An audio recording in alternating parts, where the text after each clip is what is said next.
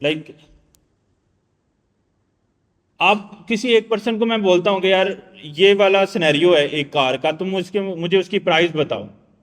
अब आप किस बेस पे ये इंटेलिजेंस करेंगे? मतलब आपको क्या चाहिए तो जिसकी बेस पे आप इसको प्रेडिक्ट कर सकते हैं प्राइस? नहीं, डिटेल तो मैंने आपको दे दी ना, लेकिन आप उस डिटेल को यूज करते हुए किस बेस के ऊपर वो प्रेडिक्शन करेंगे? एक्सपीरियंस। एक्सपीरियंस कैसे आता है? एक्सपीरियंस एक्सपीरियंस आता है जी कई सालों से वो बहुत सारी गाड़ियों की रीसेलिंग को देख रहा है बंदा। मतलब वो उसकी एक शॉप है, वो डेली वहां बैठता है। आज एक गाड़ी सेल हुई, उसके कुछ फीचर थे, उसकी कोई प्राइस टैग लगी, वो बिक गई। फिर अगले दिन फिर बिक गई, अगले दिन। अब उसके पास इतनी सेट ऑफ इंफॉर्मेशन आ गई है कि यार ये चीज होती है इतने की बिक जाती है, चीज ये चीज होती है इतने की बिक जाती है। तो इसका मतलब यह है कि उसके पास इंसान की इंटेलिजेंस भी कैसे चलती है? डेटा की बेस पे। इंसान की इंटेलिजेंस भी इंफॉर्मेशन की बेस पे चलती है। देखो ना, मुझे पता ही नहीं गाड़ी क्या होती है, और आप मुझे पूछेंगे ये सेटअप फीचर है, उसका कलर ये है, उसमें इतने डोर हैं, उसकी ये चीजें हैं, मुझे इसकी प्राइस बताओ। मैं कंप्यूटर की तरह मैं प्राइस नहीं बता पाऊंगा। क्यों? क्योंकि मेरे अंदर इंटेलिजेंस है, लेकिन वो मेरी इंटेलिजेंस काम नहीं कर रही है। क्यों? क्योंकि उसके पास कोई इंफॉर्मेशन ही नहीं है। आप किसी बच्चे से पूछेंगे कि ये सेटअप फीचर है, इस कार की प्राइस क्या है, वो बता पाएगा? नहीं बता पाएगा। क्यों? क्योंकि उसको उस चीज का एक्सपीरियंस नहीं है। मतलब उसके माइंड ने वो डाटा रीड नहीं किया हुआ पहले कि अगर इस तरह का कॉन्टेक्स्ट बने तो उसकी प्राइस क्या होनी चाहिए। इसका टाइम इंसान के अंदर वो माइंड के अंदर वो इंफॉर्मेशन है ट्रांसलेट होती है, वो इंफॉर्मेशन उसके अंदर आती है, फिर वो डिसीजन ले पाता है कि यार इसकी ये प्राइस होनी चाहिए। समझ आइए ना? तो इसका मतलब यह है कि मशीन लर्निंग एक ऐसी फील्ड है जो कहती है कि आपने मुझे सेट ऑफ फीचर्स देने हैं और उनकी एक्चुअल वैल्यू देनी है।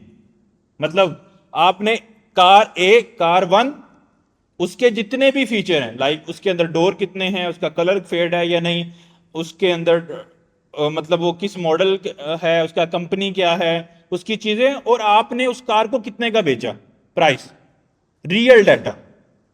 अब अगर आप मुझे एज अ इंसान, कंप्यूटर को छोड़ दें, आप मुझे एज अ इंसान पिछले मुझे कोई 10,000 कार्स की इंफॉर्मेशन दें और उनकी प्राइस भी बताएं, और मैं उन सबको रीड कर लूं अपने माइंड में, और फिर आप एक नई कार का, यानी कि 2000 समझे 10 से लेके 2023 तक की जितनी कार सेलिंग हुई है उसकी इंफॉर्मेशन आप मुझे एक चीज में दे दें कि ये चीजें थी, इतने की कार बिकी। अब मुझे आप रन टाइम पे बोलते हैं एक नई कार, उसकी प्राइस आप मुझे नहीं बता रहे। अब मुझे आप उसके सारे फीचर्स बता रहे हैं, फीचर 1, फीचर 2, फीचर 3, फीचर 4, और आप मुझे पूछ रहे हैं उसकी प्राइस क्या है।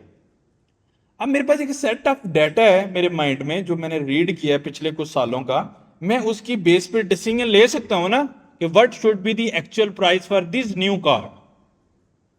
ऐसे ही है।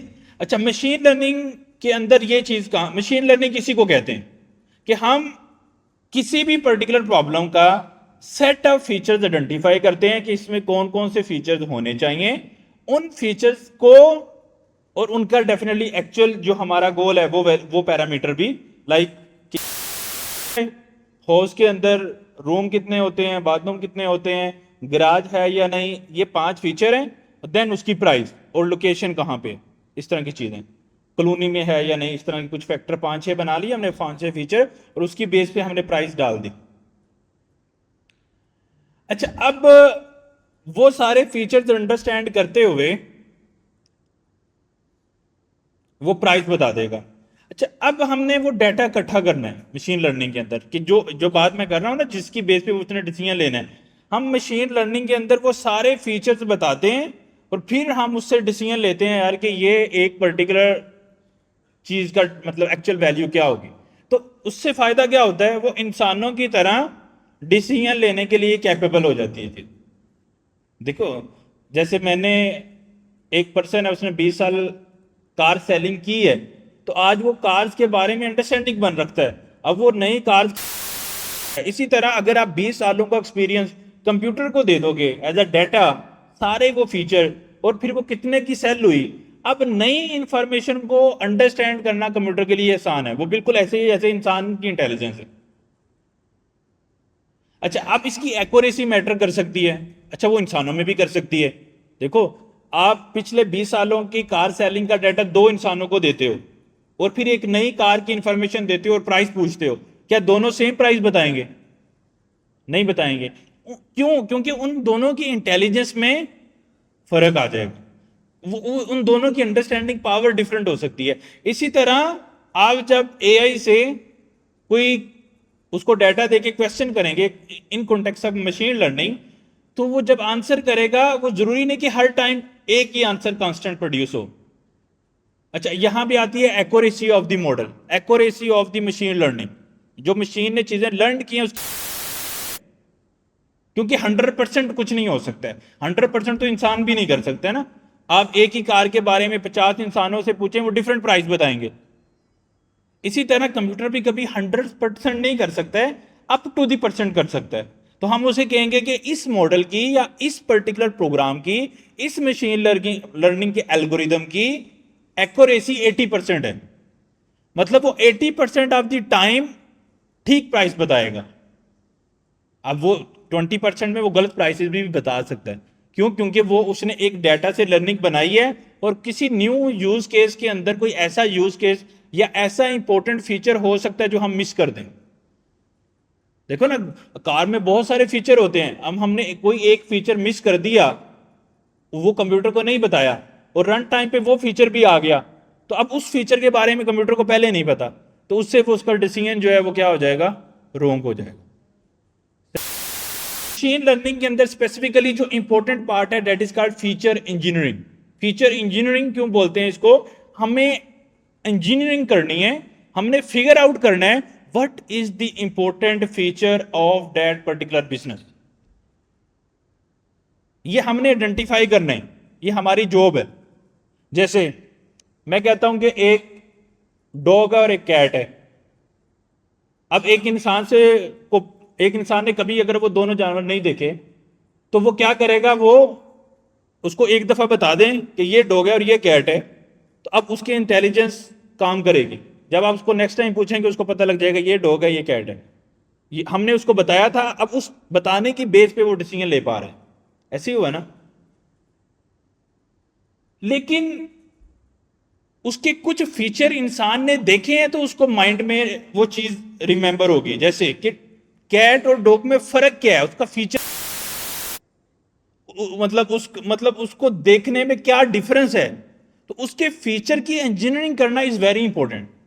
अदरवाइज तो इंसान भी वो इंटेलिजेंस यूज ना कर सके। तो इंसान ने भी उस चीज को फीचर किया है। जैसे ये माइक है और ये टेबल है, ये दोनों चीजें सेम नहीं है, इन दोनों में डिफरेंट फीचर्स हैं देखने में, कि इसका साइज बड़ा है, इसका साइज छोटा है, इसमें मतलब इसका ब्लैक कलर है, इसका डिफरेंट कलर है। तो इसके जो फीचर्स हैं वो एग्जैक्ट वो नहीं है जो इस टेबल के फीचर्स हैं।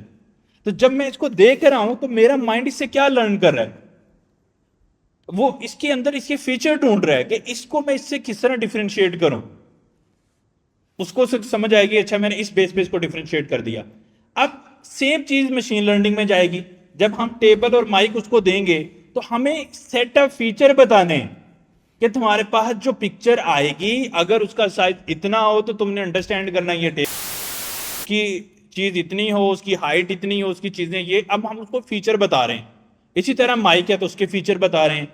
अब हर एक पिक्चर के लिए लेट्स सपोज हमने उसको 1000 पिक्चर देनी है, तो 1000 के लिए हर वो फीचर बताना है जो यूजफुल है, ताकि फिर रन टाइम पे जब मैं उसको न्यू पिक्चर दूंगा, देन कंप्यूटर कैन अंडरस्टैंड कि ये माइक है या टेबल है। क्यों? क्योंकि हमने उसकी फीचर इंजीनियरिंग की है। तो फीचर इंजीनियरिंग क्या होती है, समझ आई है ना?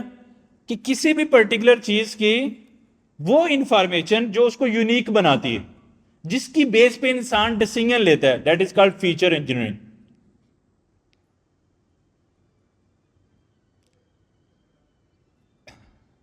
Feature engineering, machine learning is all about feature engineering. कि जिसके अंदर हमारा काम है फीचर फाइंड आउट करना और उनकी एक्सेल फाइल बनाना कि ये फीचर है और ये एक्चुअल उसकी गोल है जो हमने अचीव। वो डाटा हम कंप्यूटर को देते हैं, कंप्यूटर उससे लर्निंग पकड़ता है और फिर रन टाइम पे एक उसी काम के बारे में फिर हमें बताता है। लेकिन इसका मतलब ये नहीं है लेट्स सपोज आप उसको सिखा रहे हैं कि ये माइक है और ये टेबल है और इसको आपने 1000 की एक्सेल का डाटा दे दिया है और 5-6 फीचर के साथ कि साइज उसका क्या है, उसका कलर क्या है और इस तरह की चीजें, और फिर आप उसको डॉक दे देते हैं। अब जो आपने फीचर उसको दिए हैं वो टेबल और माइक के हैं, आप उसको रन टाइम पे डॉक देंगे, there will be accuracy will be very low, क्योंकि वो एक तीसरी चीज दे दी है जिसके बारे में आपने कभी उसको बताया ही नहीं। लेकिन कंप्यूटर ये नहीं कहेगा कि इसका मुझे पता ही नहीं, वो फिर भी उसको परफॉर्म करेगा, उसको अंडरस्टैंड करने की कोशिश करेगा, लेकिन accuracy will be very low. Like वो 20% में आएगा जहां पे हमारा एल्गोरिदम अच्छा काम नहीं कर रहा।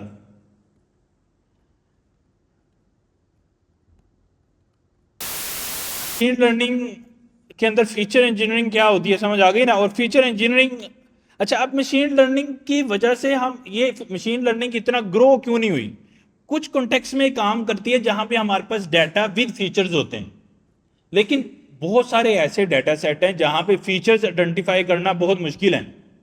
जैसे मैं आपको कहता हूं कि एक ऐसे लिखना, उसके अंदर ये अंदाज होता है, ऐसे लिखने के अंदर ये फीचर्स हैं, कुछ सेट ऑफ फीचर्स हैं।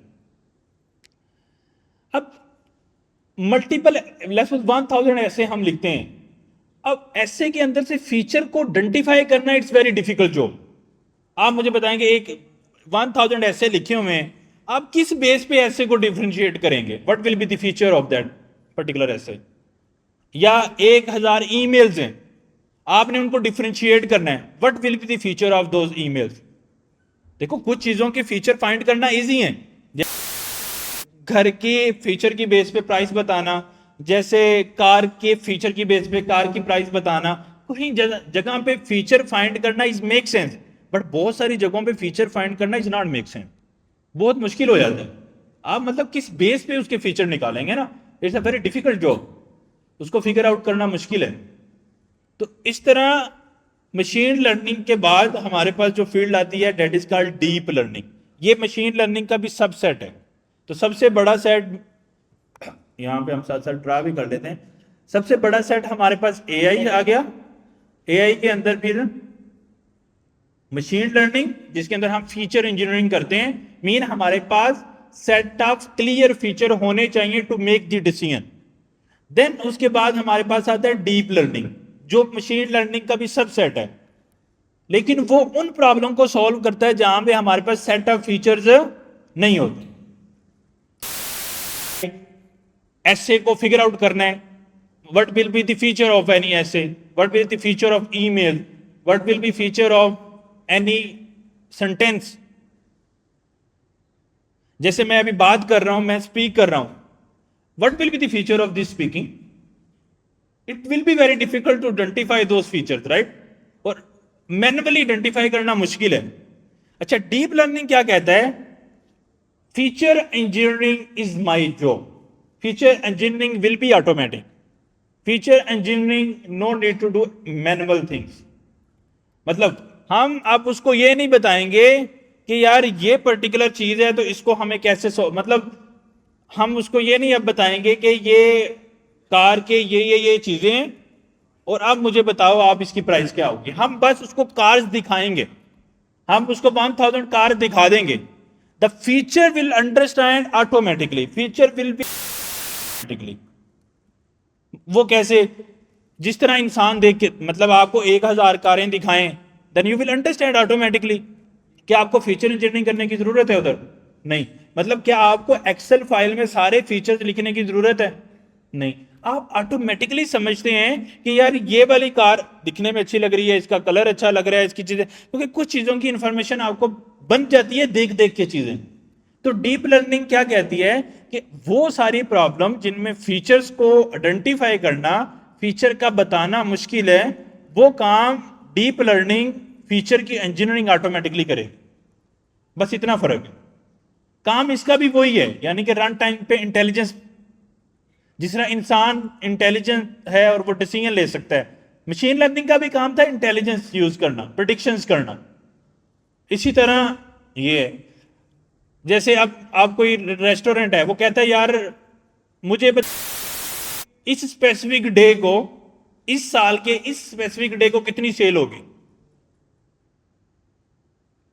अच्छा, अब मशीन लर्निंग को हम अगर यूज करें तो हम क्या करेंगे, पिछले 50 साल का डाटा इकट्ठा कर लेंगे, देन फीचर्स आइडेंटिफाई करेंगे कि किस बेस के ऊपर सेल होती है। ऐसे ही है ना, क्या फैक्टर्स हैं। अच्छा, अगर तो हम सक्सेसफुली फैक्टर्स फाइंड कर पाए तो हम मशीन लर्निंग के एल्गोरिदम यूज करके उनका प्रोडिक्टर बना देंगे जो बताएगा प्राइस क्या है। अगर फीचर्स आइडेंटिफाई करना मुश्किल है, then we have to go with deep learning. Deep learning की ब्यूटी ये है, they will understand features automatically. हमने बस डाटा देना है। देखो, हम उसमें क्या कर रहे हैं, डाटा भी दे रहे हैं और फीचर भी बता रहे हैं। जैसे हम डॉग और कैट, उसकी इमेजेस तो दे ही रहे हैं मशीन लर्निंग में, लेकिन साथ में बता रहे हैं डॉग कैसे दिखता है, कैट कैसे दिखती है। अब डीप लर्निंग में क्या है, हम ये नहीं बताएंगे कि डॉग दिखती कैसे, क्या फीचर नहीं बताएंगे, सिर्फ डाटा देंगे। अब फीचर क्या करेगा, एल्गोरिदम ऑटोमेटिकली आइडेंटिफाई करेगा। तो 3 कीवर्ड हमने यूज कर लिए। आर्टिफिशियल इंटेलिजेंस एक बिगर टर्म है, मतलब उसके अंदर हमारे पास एक ऐसा सर्कल है,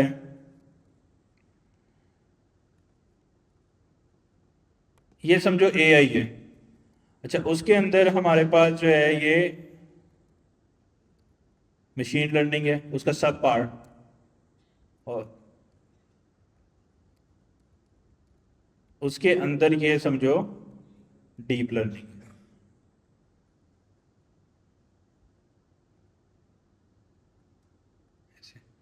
तो ये हमारे पास क्या है, एआई, ये मशीन लर्निंग है, और ये हमारे पास है डीप लर्निंग। कंसेप्ट समझ में आ गया ना, तो डिफरेंस क्या है। अब एआई के अंदर बहुत सारे काम हो रहे हैं, हमने मशीन लर्निंग और डीप लर्निंग क्यों चूज की है, इसका सब पार्ट चूज किया है ना। उसकी रीजन ये है कि एआई में रोबोटिक्स भी बन रहे हैं, एआई के अंदर और बहुत सारी मल्टीपल एप्लीकेशंस हैं, लेकिन उन वो हमारे लिए लिमिटेड हैं, उनके लिए हमें डिफरेंट हार्डवेयर चाहिए, हमें डिफरेंट रिसोर्सेज चाहिए। तो मशीन लर्निंग, डीप लर्निंग एक ऐसी फील्ड है एआई की जिसके अंदर हमें कोई एक्स्ट्रा हार्डवेयर नहीं चाहिए। हम अपने लैपटॉप, अपने कंप्यूटर के अंदर कुछ डाटा देके उसको प्रोडिक्शंस करा सकते हैं, इंसानों की तरह इंटेलिजेंस यूज कर सकते हैं without using any external hardware. तो इस वजह से हम इन फील्ड्स की तरफ आ रहे हैं, और फ्यूचर में डेफिनेटली ये हमें कंसेप्ट क्लियर हो जाएंगे तो हम और बहुत सारे डिफरेंट जो है ना वो काम भी कर सकते हैं। दूसरी एआई की फील्ड को भी एक्सप्लोर कर सकते हैं जिसमें एक्सपर्ट सिस्टम है या रोबोटिक्स हैं और बहुत सारी डिफरेंट फील्ड हैं। अच्छा, अब डीप लर्निंग समझ आ गई कि हमें डीप लर्निंग की तरफ जाना है। अब इसकी डेफिनेटली आगे बहुत सारे, इसमें बहुत सारी और टर्मिनोलॉजीज भी हैं, वो वन बाय वन हम देखते हैं। Supervised learning. अच्छा, हम क्या करें, हमारे पास डाटा होता है, लाइक कोई भी सेट ऑफ इमेजेस हैं, हम उस डाटा को ना लेबल करते हैं। लेबल करने से मुराद ये है कि जिस तरह हम फीचर इंजीनियरिंग की बात कर रहे थे, हम उसको लेबल करते हैं कि यार ये पर्टिकुलर चीज, ये बड़ी एक पिक्चर है, उसमें मल्टीपल ऑब्जेक्ट्स हैं, हम उस पर लेबल लगाते हैं कि यार ये ऑब्जेक्ट जो है वो कैट है, ये ऑब्जेक्ट जो है वो डॉग है, ये ऑब्जेक्ट माउस है, ये ऑब्जेक्ट कीबोर्ड है। हम एक पिक्चर के अंदर लेबलिंग करते हैं। अच्छा, वो लेबल्स कैसे दिखते हैं, मैं दिखाता हूँ।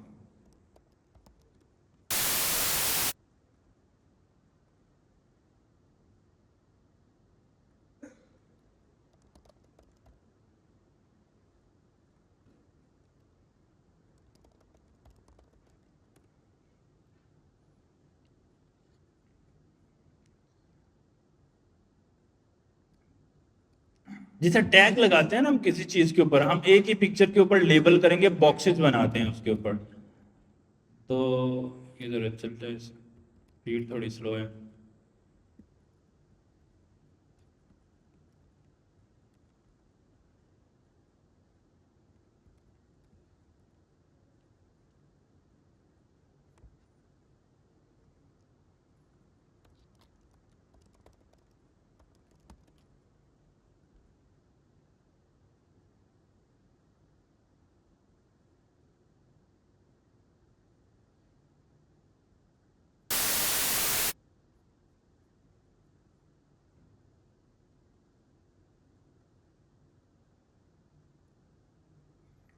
जैसे ये एक पिक्चर है, हमने इस पिक्चर के अंदर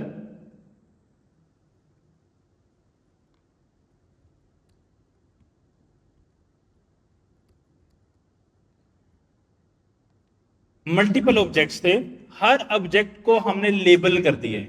लेबल करने से मुराद क्या है कि ये चीज जो है बॉटल है, ये ग्लास है, ये लैपटॉप है, ये बॉटल है, ये कप है, ये बॉल है, ये हैंड बैग है, ये चेयर है, ये मेन टेबल है। तो हमने हर चीज को लेबल किए, हर चीज को क्या किया है, लेबल किया है। तो मशीन लर्निंग के अंदर लेबल्स करना, इवन डीप लर्निंग के अंदर लेबल्स करना हमारे लिए, यानी कि कंप्यूटर की अंडरस्टैंडिंग पावर इंक्रीज हो जाती है जब हम उसको बोल रहे हैं कि यार इसके इस स्पेसिफिक हिस्से के अंदर लैपटॉप आपको नजर आएगा। अब उसको ये बात समझ आनी शुरू होगी कि यार के बहुत सारे, अब जब वो बहुत सारे ऐसे लैपटॉप देखेगा तो उसको समझ आनी शुरू हो जाएगी कि अगर इस तरह की शेप हो ना एक पिक्चर के अंदर तो उसको लैपटॉप बोलते हैं, अगर इस तरह की शेप हो तो उसको कप बोलते हैं, अगर इस तरह की शेप हो तो उसको हैंडबैग बोलते हैं। तो यानी हम बहुत सारी इमेजेस को ऊपर ऐसे लेबल लेबल लेबल कर देते हैं और उन लेबल से कंप्यूटर अंडरस्टैंड करता है कि अच्छा ये चीज मुझे अगर बाद में नजर आएगी ना तो इसको मैंने टेबल बोलना है, कप बोलना है या चेयर बोलना है। ये कंप्यूटर को तो ये बात नहीं पता ना, तो हमें उसकी लेबलिंग करनी है, लेबल्स बताने हैं उसको। अच्छा, सुपरवाइज्ड लर्निंग क्या होती है, इसमें हम कंप्यूटर को बताते हैं, हम training N algorithm with labelled data, हम उसको लेबल करके डाटा देते हैं। यानी कि उसके एक सेट ऑफ पिक्चर्स हैं तो हम उसके ऊपर ऐसे समझो बॉक्सेस बना, ये चीज है यहाँ पे, ये चीज है यहाँ पे, ये चीज है। तो इसको हम बोलते हैं सुपरवाइज्ड लर्निंग। कि सुपरवाइज्ड हम उसको बता रहे हैं कि पिक्चर में क्या चीज है, उसको क्या कहते हैं। अनसुपरवाइज्ड लर्निंग वो क्या होती है, training N algorithm on a data without labels. हम कंप्यूटर को कहते हैं कि आपने खुद से ही भाई अंडरस्टैंडिंग बनानी है, हम नहीं बताएंगे कि ये क्या चीज है। सही है, इसको कहते हैं अनसुपरवाइज्ड लर्निंग, कि हम उसको सुपरवाइज नहीं कर रहे, वो खुद से अंडरस्टैंडिंग बना रहे हैं। हम जो डाटा दे रहे हैं उसको लेबल डाटा नहीं दे रहे, उसमें वो सेगमेंट्स बना देगा फिर कि ये चीजें इस तरह की नजर आ रही है, इसका लहदा सेगमेंट बना दो, ये चीज इस तरह की नजर आ रही है, ये लहदा से सेगमेंट बना दो। जैसे अगर आपने देखा होगा फोन में जब पिक्चर्स लेते हैं ना, वो उसकी ग्रुपिंग कर देता है बहुत सारी। अब वो एक्चुअली सुपरवाइज अनसुपरवाइज लर्निंग से कर रहा है ना, हम उसको तो नहीं बता रहे कि इस पिक्चर में क्या है, उसको जो सिमिलरिटी नजर आ रही है, एक फेस की सिमिलरिटी नजर आ रही है, जैसी इकट्ठी कर देता है। अनसुपरवाइज लर्निंग को यूज करते हुए मॉडल को ट्रेन करता है वो, कि मतलब आप वो खुद से अंडरस्टैंड करता है कि ये चीज क्या है, उसका सेगमेंट बना देता है, उसके एक अलग कैटेगरी बना देता है। तो यानी कि दोनों तरीके हैं कि हम सुपरवाइज लर्निंग से भी मॉडल ट्रेन कर सकते हैं। मॉडल मीन हमारे पास, हम उसको कुछ डाटा देंगे बहुत सारा, जैसे अगर मशीन लर्निंग का कॉन्टेक्स्ट समझे तो आसान है, हम उसको लिस्ट ऑफ 1000 कार दे देंगे, उनके फीचर दे देंगे। सही है। अब और हमारे पास एक सेट ऑफ इंस्ट्रक्शन है जिसको हम एल्गोरिदम बोलें या मॉडल बोलें। अब उस डाटा के ऊपर बार बार चल के वो अंडरस्टैंडिंग बना के उसने एक ऐसी फाइल जनरेट कर ली है जिसको हम मॉडल बोल रहे हैं, जिसको हम रन टाइम पे कोई बात पूछेंगे, वो अपनी प्रीवियस लर्निंग की बेस के ऊपर हमें डिसीजन लेके बताएगा कि ये चीज क्या है, प्रिडिक्शन कर। अच्छा, अब डेफिनेटली अगर हमने उसको 10 GB का डाटा दिया है जिसके ऊपर उसने ट्रेनिंग ली है, तो अब जो आउटपुट साइज होगा उस मॉडल का वो 10 GB होगा। इसीलिए अक्सर आपने देखा होगा जो बहुत बड़े मॉडल हैं वो जीबीज में होते हैं, उनका बहुत साइज होता है। क्यों? क्योंकि उनका डाटा सेट भी बहुत बड़ा होता है जिसकी मदद से उन्होंने ट्रेनिंग हासिल की होती है, तो उसको हम मॉडल बोलते हैं। अच्छा, मॉडल की बेस पे हम यानी कि अनसुपरवाइज लर्निंग की बेस पे भी मॉडल ट्रेन कर सकते हैं और सुपरवाइज्ड लर्निंग की बेस पे भी मॉडल ट्रेन हो सकता है।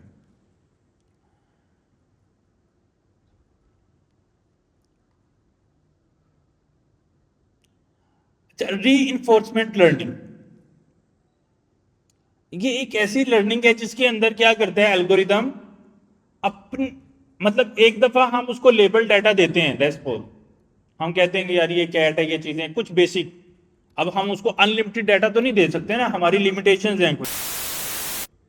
रीइंफोर्समेंट क्या होती है? वो रन टाइम पे अंडरस्टैंड करती है कि आप मतलब रन टाइम पे जो चीजें देख रही होती है उसको भी एज अ डाटा लेके वो प्रिडिक्शन करती है। जैसे हम एक ऐसा रोबोट बनाते हैं जो सॉकर या फुटबॉल खेले। अब हमने उसको बहुत सारी फुटबॉल खेलने की वीडियो दिखा दी, थाउजेंड्स ऑफ। अब उसको वीडियो नजर आ गई, अब उसको पता है कि फुटबॉल कैसे खेलते हैं, भागना है, ये करना है। अब हमने एक रोबोट बना दिया और उसके माइंड में एआई डाल दी, डीप लर्निंग की मदद से एआई डाल दी, और उसको मैंने थाउजेंड्स ऑफ वीडियोस दी थी किसकी, फुटबॉल कैसे खेलते हैं वैसे। अब वो खेलना शुरू कर रहा है। अब उससे वो उस लेवल पे वो खेल नहीं सकते जिस लेवल पे उसकी मतलब समझो कि, क्योंकि उसके पास इतनी ज्यादा इंफॉर्मेशन नहीं है, क्योंकि सॉकर या फुटबॉल के अंदर बहुत सारे रन टाइम पे डिसीजन लेने होते हैं। अब उसके पास उस लेवल की अंडरस्टैंडिंग नहीं है, तो वो क्या, इन्फोर्समेंट लर्निंग की टेक्निक को यूज करते हुए रन टाइम पे क्या हो रहा है उसको देखते हुए जो भी उसके पास डाटा आ रहा है उसको भी वो ट्रेनिंग के लिए इस्तेमाल करके अपने आप को रन टाइम पे इंप्रूव करेगा, री इन्फोर्स कर लेगा। यानी रन टाइम पे अपने आप को इंप्रूव कर रहा है, उसको हमें मजीद डाटा देने की जरूरत नहीं है। तो बेसिक डाटा दिया, फिर वो री इन्फोर्समेंट लर्निंग से रन टाइम पे चीजों को लर्न कर रहा है।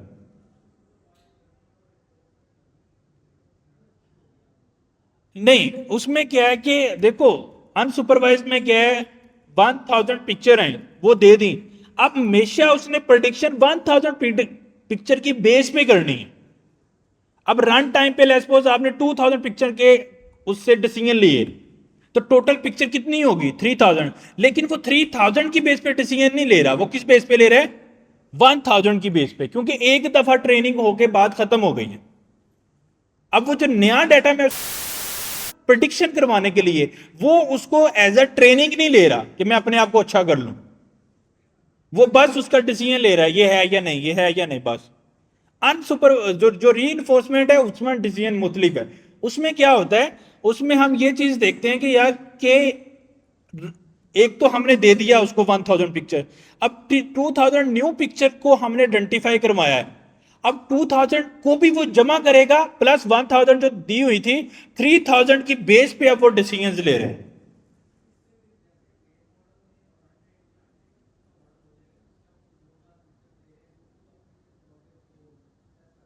नहीं नहीं नहीं, आप बात नहीं समझे, मैं आपको ड्रा करके दिखाता हूँ। हाँ, डाटा सेट बढ़ता रहेगा क्योंकि वो रन टाइम पे भी डाटा इंक्रीज कर रहा है। देखो हमारे पास समझो ये डाटा है,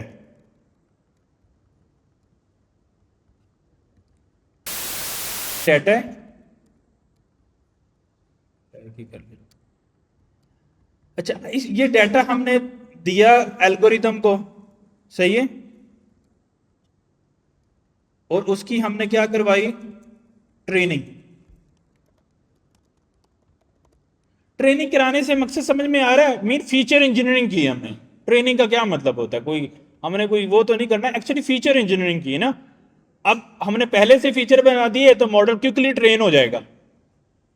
ये बात समझे, अगर मैं उसको पहले से सारे फीचर बता देता हूं तो अब कंप्यूटर ने अपनी कोई पावर लगानी है फीचर को फाइंड करने में? नहीं, उसको तो पता है फीचर कौन कौन से हैं और उसको अंडरस्टैंडिंग पता है, वो कुछ मिनट में मॉडल ट्रेन हो जाएगा। समझ ले, वो एक दफा बस समझो, एक लूप चलेगा, वो सारे डाटा को देख रहा है, बस उसको बात समझ आ गई। उस ट्रेनिंग की बेस पे, मशीन लर्निंग की बात कर रहा हूं, उसकी बेस पे उसने मॉडल को क्या कर दिया, यहां पे उसकी बेस पे उसने एक मॉडल बना दिया, एआई मॉडल। अब ये क्या कर रहा है, ये हमने डाटा दिया था लेट्स सपोज 1000 पिक्चर, किसकी, डॉग और कैट की, समझो हमने पिक्चर्स दी एज अ डाटा इनपुट। उसने उन सबको अंडरस्टैंडिंग ले ली, ट्रेनिंग जिसे बोलते हैं, और एक मॉडल बन गया। अब इस मॉडल को मैं क्या करूंगा, डाटा दूंगा यहां से, समझो हम एक और डाटा देते हैं यहां पे इसको। अब ये वो रन टाइम वाला डाटा है जिसको देखो, इसमें तो हमने आउटपुट भी बताई थी उसको कि ये डॉग है, ये कैट है, ये डॉग है, ये कैट है। अब हमने इसको पिक्चर दी है, एक पिक्चर ओनली, लेकिन हमने इसको ये नहीं बताया कि ये डॉग है या कैट है, हम उससे पूछ रहे हैं तुम बताओ ये डॉग है या कैट है। अब चूंकि उसने यहां पे फीचर इंजीनियरिंग की हुई है, यानी कि फीचर को उस कि डॉग किसे कहते हैं और कैट किसे कहते हैं, उसकी बेस पे उसने एक मॉडल बनाया हुआ है। अब ये जब ये देखेगा और उसके फीचर को देखेगा, उसको ऑटोमेटिकली समझ आ जाएगा ये डॉग है या कैट है। समझ आ गई। अब इससे हमें एक आउटपुट जो है वो मिल जाएगी, जो इंफॉर्मेशन वो देगा कि ये, जिसको हम बोलेंगे प्रिडिक्शन, वो प्रिडिक्शन करेगा फिर इंसानों की तरह इंटेलिजेंस यूज करके प्रिडिक्शन करेगा।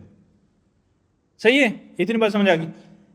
अच्छा, अब सुपरवाइज्ड लर्निंग क्या है? सुपरवाइज्ड लर्निंग में हम 1000 पिक्चर दे रहे हैं, हम साथ में ये भी बता रहे हैं डॉग क्या और कैट क्या है, लेबल डाटा दे रहे हैं। अनसुपरवाइज्ड में क्या है, 1000 पिक्चर दे रहे हैं, ये नहीं बता रहे हैं डॉग कौन सा है और कैट कौन सा है। अब सुपरवाइज्ड लर्निंग दे रहे हैं और बता रहे हैं कि डॉग कौन सा है और कैट कौन सा है, और आउटपुट में जब प्रिडिक्शन होगी तो वो मुझे बताएगा ये डॉग है या कैट है। क्यों? क्योंकि मैंने उसको लेबल डाटा दिया था। अगर अनसुपरवाइज्ड लर्निंग है, मतलब मैं लेबल दे ही नहीं रहा, अब मुझे वो ये नहीं बता पाएगा कि ये डॉग है ये कैट है, लेकिन ये बता देगा ये कैटेगरी 1 है या कैटेगरी 2 है। दो सेगमेंट है ना, सेगमेंट 1 है या सेगमेंट 2 है, इतना बताएगा। क्यों? क्योंकि वो फीचर तो इंजीनियरिंग उसने की है ना, उसको पता है कि ये 1 कैटेगरी में आ रहा है या कैटेगरी 2 में आ रहा है। इतनी बात समझ आ गई ना आपको? अच्छा, अब जो रीइंफोर्समेंट लर्निंग है वो क्या है? उसमें क्या होता है कि हम डाटा तो दे रहे हैं फर्स्ट टाइम 1000 पिक्चर का, डजेंट मैटर अनसुपरवाइज है या सुपरवाइज है, उसका सिर्फ इतना है कि आउटपुट में आपने एक्चुअल लेबल्ड वैल्यू लेनी है या नहीं। अगर आप दोगे तो आउटपुट में मिलेगी, अगर आप नहीं दोगे तो आउटपुट में भी उसका इतने में। अब रीइंफोर्समेंट क्या कहती है कि जब आपने रन टाइम पे मुझे पिक्चर एक दी, नई पिक्चर, तो 1000 उसके पास पहले थी, अब वो 1000 प्लस 1 हो जाएंगी उसके पास। अगर लेट्स सपोज उसने लिया, उसने प्रेडिक्शन की, उसने बता दिया ये डॉग है, बात खत्म। अब जब मैंने दोबारा उसको डाटा दिया प्रेडिक्ट करने के लिए, अब वो 1001 की बेस पे प्रेडिक्ट करेगा, नॉट ओनली 1000, क्योंकि उसने रन टाइम पे जो मैंने डाटा दिया था ना, उससे भी लर्निंग ले ली है, जिसको रीइंफोर्समेंट लर्निंग बोलते हैं।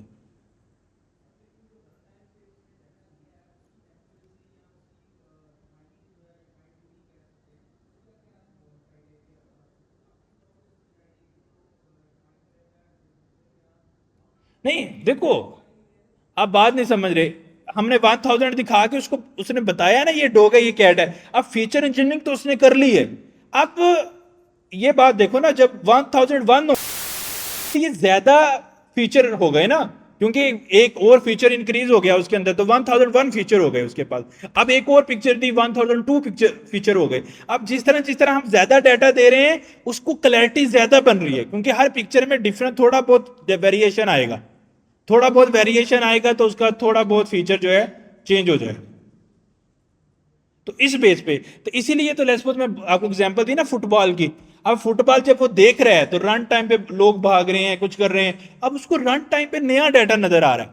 अब वो नए डाटा को भी एज अ लर्निंग लेगा, तो लर्निंग लेके अपने आप को इंप्रूव करेगा। तो फ्यूचर में ऐसे रिपोर्ट बनेंगे, वो क्या करेंगे, रन टाइम पे लर्न कर रहे हैं चीजें, मतलब वो देख रहे हैं, गलियों में जा रहे हैं, स्ट्रीट में जा रहे हैं, रन टाइम पे लर्न कर करके अपने आप को इंप्रूव करेंगे। या जो ऑटो व्हीकल आएंगी अब फ्यूचर में, देखो वो उनको हर एक सिनेरियो की बेस पे ट्रेन नहीं कर सकते। जब वो पाकिस्तान के रोड्स पे चलेंगी, चीजें करेंगी, उनके पास कितना डाटा आएगा, उस डाटा की बेस पे वो रीइंफोर्समेंट लर्निंग करके अपने आप को अच्छा करेंगे। यानी कि समझो पहले दिन कार उतना अच्छा परफॉर्म नहीं करेगी जितना 1000 डेज के बाद करेगी, क्योंकि उसने 1000 डेज की भी लर्निंग शामिल करनी है अपने पास, और री इन्फोर्स करके लर्न कर लिया अपने आप को। हम प्रैक्टिकली भी अगर इंसानों में भी देखें तो उसको ऐसा ऐसा, मतलब पहले दिन से लर्न करना शुरू करना पड़ता है और फिर देखता है। लेकिन मतलब अब ये अब हमने डिसीजन लेना होता है कि कौन सी प्रॉब्लम है, वहां पे मशीन लर्निंग लगा। देखो एक काम है जहां मशीन लर्निंग लग सकती है, तो वहां पे हम डीप लर्निंग क्यों लगाएंगे? क्योंकि मशीन लर्निंग ये जरूरी नहीं है कि हर केस में डीप लर्निंग विदाउट जब जहां फीचर नहीं बता रहे वो अच्छे रिजल्ट देगा। हो सकता है कि मशीन लर्निंग किसी प्रॉब्लम्स की केस में मशीन लर्निंग अच्छे रिजल्ट दे, किसी प्रॉब्लम में डीप लर्निंग अच्छे दे, किसी में हमें लेबल करना पड़ता है, किसी करना चाहिए, किसी में हम रीइंफोर्स करते हैं।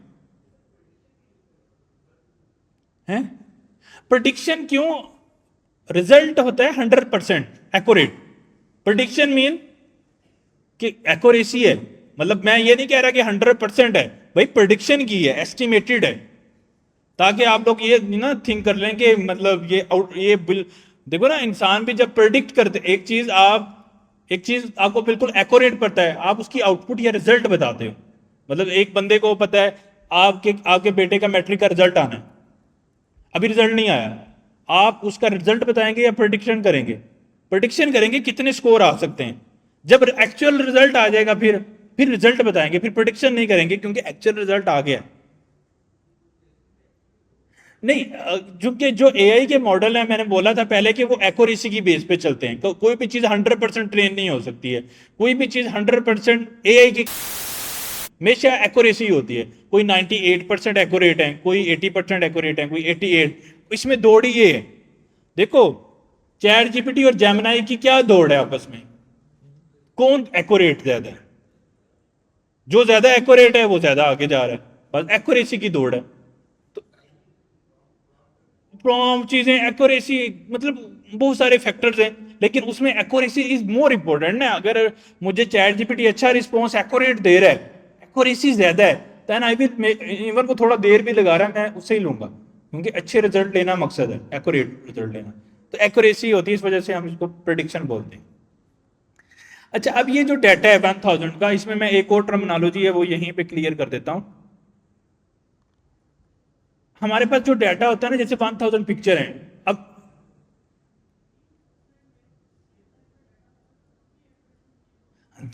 मतलब ऐसे तो नहीं होगा ना कि हम फुटबॉल बना रहे हैं रिपोर्ट और उसको जाके हॉकी खिलाना खिलाना शुरू कर देंगे, तो उसके फीचर तो सारे चेंज हो जाएंगे। तो उसको फुटबॉल ही खिलाएंगे, ताकि मतलब सिमिलर डाटा देंगे, अदरवाइज उल्टा डाटा दे। हाँ, ये बड़ा इंटरेस्टिंग है, अगर उसको उल्टा डाटा मिलेगा तो उससे उसकी लर्निंग खराब हो सकती है, मतलब उसकी एक्यूरेसी नीचे भी आ सकती है, क्योंकि अगर आप उसको गलत सिनेरियोज दिखाएंगे। लेकिन उसमें भी हमारे पास ना बहुत सारे लोग्स होते हैं कि आपने अगर सिमिलर ऑब्जेक्ट्स हैं तो फिर लर्निंग को मतलब यूज करना है, अगर नहीं है तो नहीं करना, मतलब बहुत सारे उसमें भी हमारे पास पैरामीटर्स होते हैं, ऐसा नहीं है कि वो गलत कर लेगा।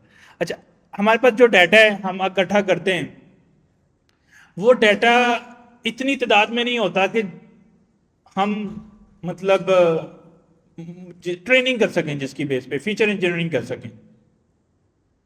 अच्छा, मशीन लर्निंग की निस्बत डीप लर्निंग को ज्यादा तादाद में डाटा चाहिए होता है। मैं ये एक लाइन बोल रहा हूं, आप मेरे से एग्री कर, ऐसा क्यों है? मशीन लर्निंग की निस्बत डीप लर्निंग को ज्यादा तादाद में डाटा चाहिए, क्योंकि उसने फीचर खुद से एक्सट्रैक्ट करने हैं, फीचर इंजीनियरिंग उसने खुद करनी है। जब खुद करनी है तो थोड़ा डाटा की बेस पे फीचर नहीं इंजीनियरिंग हो सकती, बहुत ज्यादा तादाद में डाटा चाहिए तो फीचर हो सकती है। अच्छा, यहाँ पे एक टर्मिनोलॉजी यूज होती है, अक्सर आप सुनेंगे, उसको कहते हैं डाटा अगमेंटेशन। ये क्या होती है? हम डाटा को ऑगमेंट करते हैं, मतलब डाटा, फेक डाटा जनरेट करते हैं, ऐसे कह लें। कैसे? हम उसकी थोड़ी थोड़ी वेरिएशन चेंज करते हैं। लाइक अगर ये माउस है, ये इस तरह से पड़ा है, हम थोड़ा सा उसको टेढ़ा कर देंगे। ये टेबल है, ये इस तरह से पड़ा है, उसको टेढ़ा कर दिया, उसको उसका साइज कम कर दिया, साइज बड़ा कर दिया। हम डाटा को ऑगमेंट करते हैं, थोड़ा थोड़ा चेंज करते हैं, ताकि हमारे पास तादाद बढ़ जाए। लेकिन ये हम बहुत ज्यादा, हम ऐसे नहीं कर सकते कि 5 पिक्चरें लेके 1000 डाटा ऑगमेंट कर लें और ऐसी बिल्कुल जीरो हो जाएगी। तो डाटा ऑगमेंटेशन भी वहां होगी जहां पे बहुत ज्यादा डाटा है, और उससे थोड़ा और डाटा, यानी कि 5 to 10% या 15% डाटा ऑगमेंट किया जाता है, 100% डाटा ऑगमेंट नहीं कर सकते। लेकिन ये भी एक टेक्निक है to generate more fake data, that is called data augmentation. सही, मतलब सही स्पीड से जा रहे हैं, समझ आ रही है ना बात?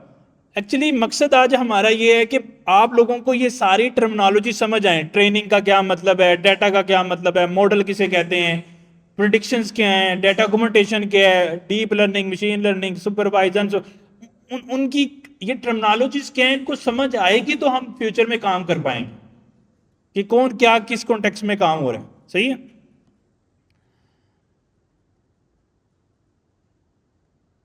न्यूरल नेटवर्क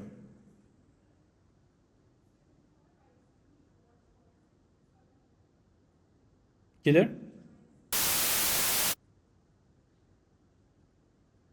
ये वाला, ये समझ नहीं आया।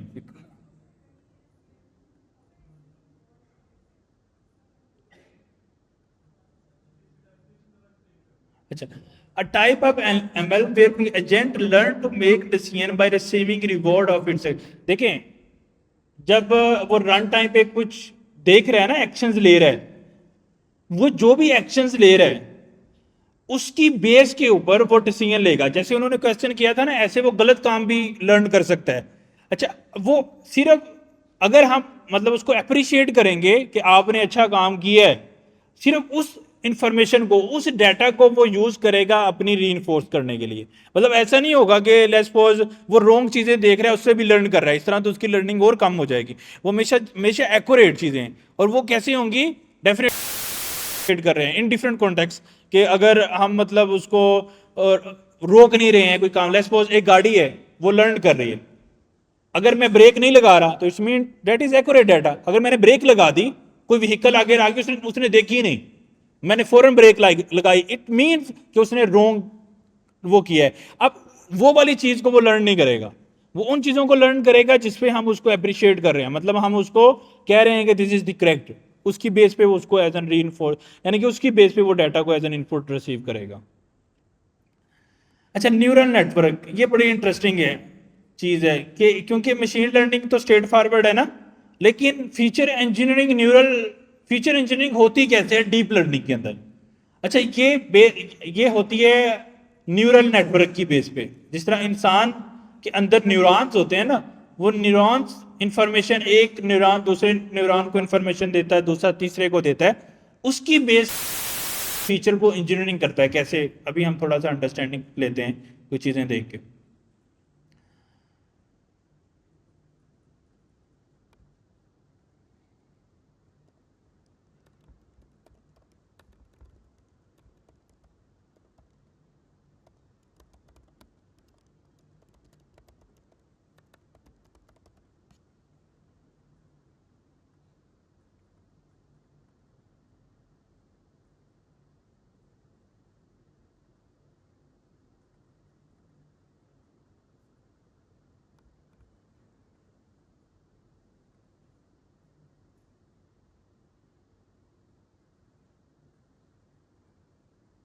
अच्छा जी, यहाँ पे हम कोई एक लेयर उठा लेते हैं।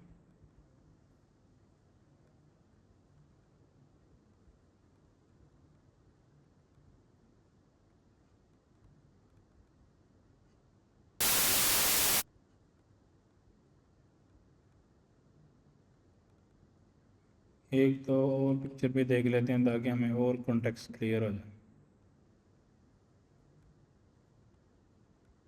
अच्छा, ये बहुत सारे सिर्फ कंसेप्ट की बेस पे चीजें हम देखेंगे जब हम कोड कर रहे होंगे ना। ये जितनी कम्प्लेक्सिटी अब आपको पिक्चर्स में नजर आएगी, उतनी कम्प्लेक्सिटी मतलब रियल में हम देख नहीं रहे होंगे, क्योंकि ये खुद से ही चीजें हो रही होती हैं। मतलब पाई टॉर्च वगैरह में ये सारी चीजें खुद से लिखी हुई हैं जो हम पढ़ रहे हैं ना, जो फीचर कैसे एक्सट्रैक्ट करना है चीजें, ये बस हमने समझो फंक्शन के नाम लिखने हैं और चीजें ऑटोमेटिकली चलती हैं। तो सिर्फ क्योंकि जब तक हमें अंडरस्टैंडिंग नहीं होगी तो हम तब तक सही समझ नहीं सकते।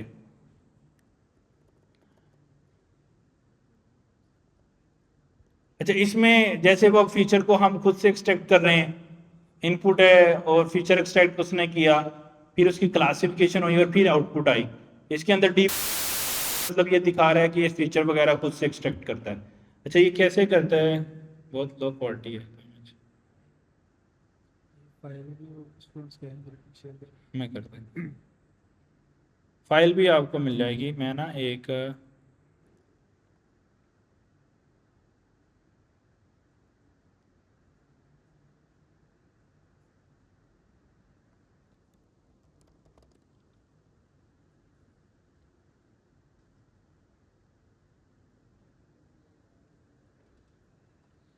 ये सही है।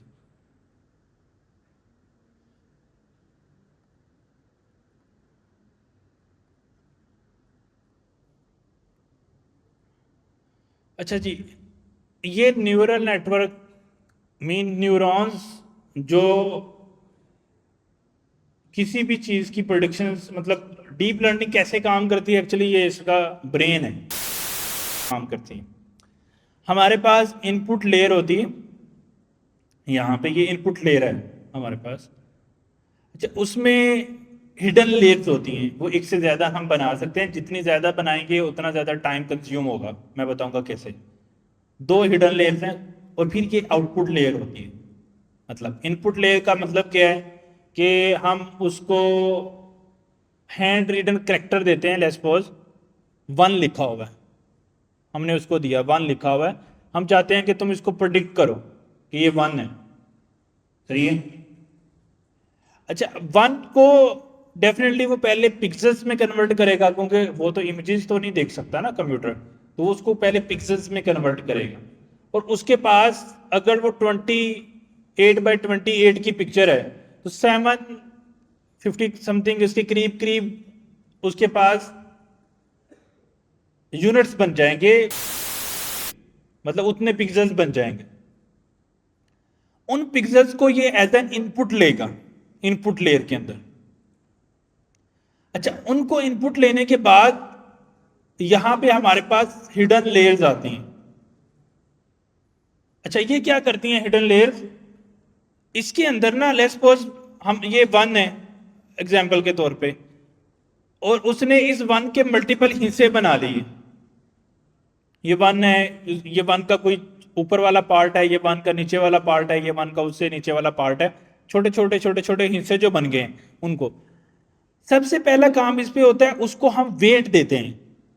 खुद से ना कोई वेट देते हैं, मतलब हम जैसे लेट्स सपोज नहीं करते, लेट्स सपोज हम इसको कह देते हैं यार तुम्हारा वेट जो है ना 0.25 है, तुम्हारा वेट 1 पॉइंट समथिंग है, तुम्हारा वेट 0.8 है, तुम्हारा वेट इतना है, कुछ अज्यूम करके वेट दे दिया कि तुम अच्छे हो, तुम अच्छे हो, तुम रैंडमली वेट दे दिए एट फर्स्ट केस, मतलब पहली दफा में।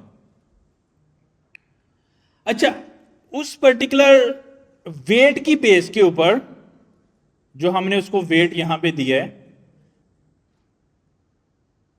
हम उस वेट के अंदर एक बाइस वैल्यू ऐड करते हैं, मतलब एक समझो रैंडम वैल्यू उसके अंदर ऐड करते हैं, ताकि जो हिडन लेयर है उसके अंदर हमें अंडरस्टैंडिंग बन सके कि किस पर्टिकुलर चीज को उसने पिक करना है। तो लेट्स सपोज ये 5 है, अब ये क्या करेगा, मल्टीप्लाई होगा ये वाला, और जितने हिडन लेयर में हमने पैरामीटर रखे हैं, तो अगर इसमें 5 है और इसमें 10 है, तो अगर आप देख रहे होंगे ये वाला इन सब के पास जा रहा है, ये वाला भी इन सब के पास जा रहा है, यानी कि हमारे पास बहुत सारे केसेस आ जाते हैं।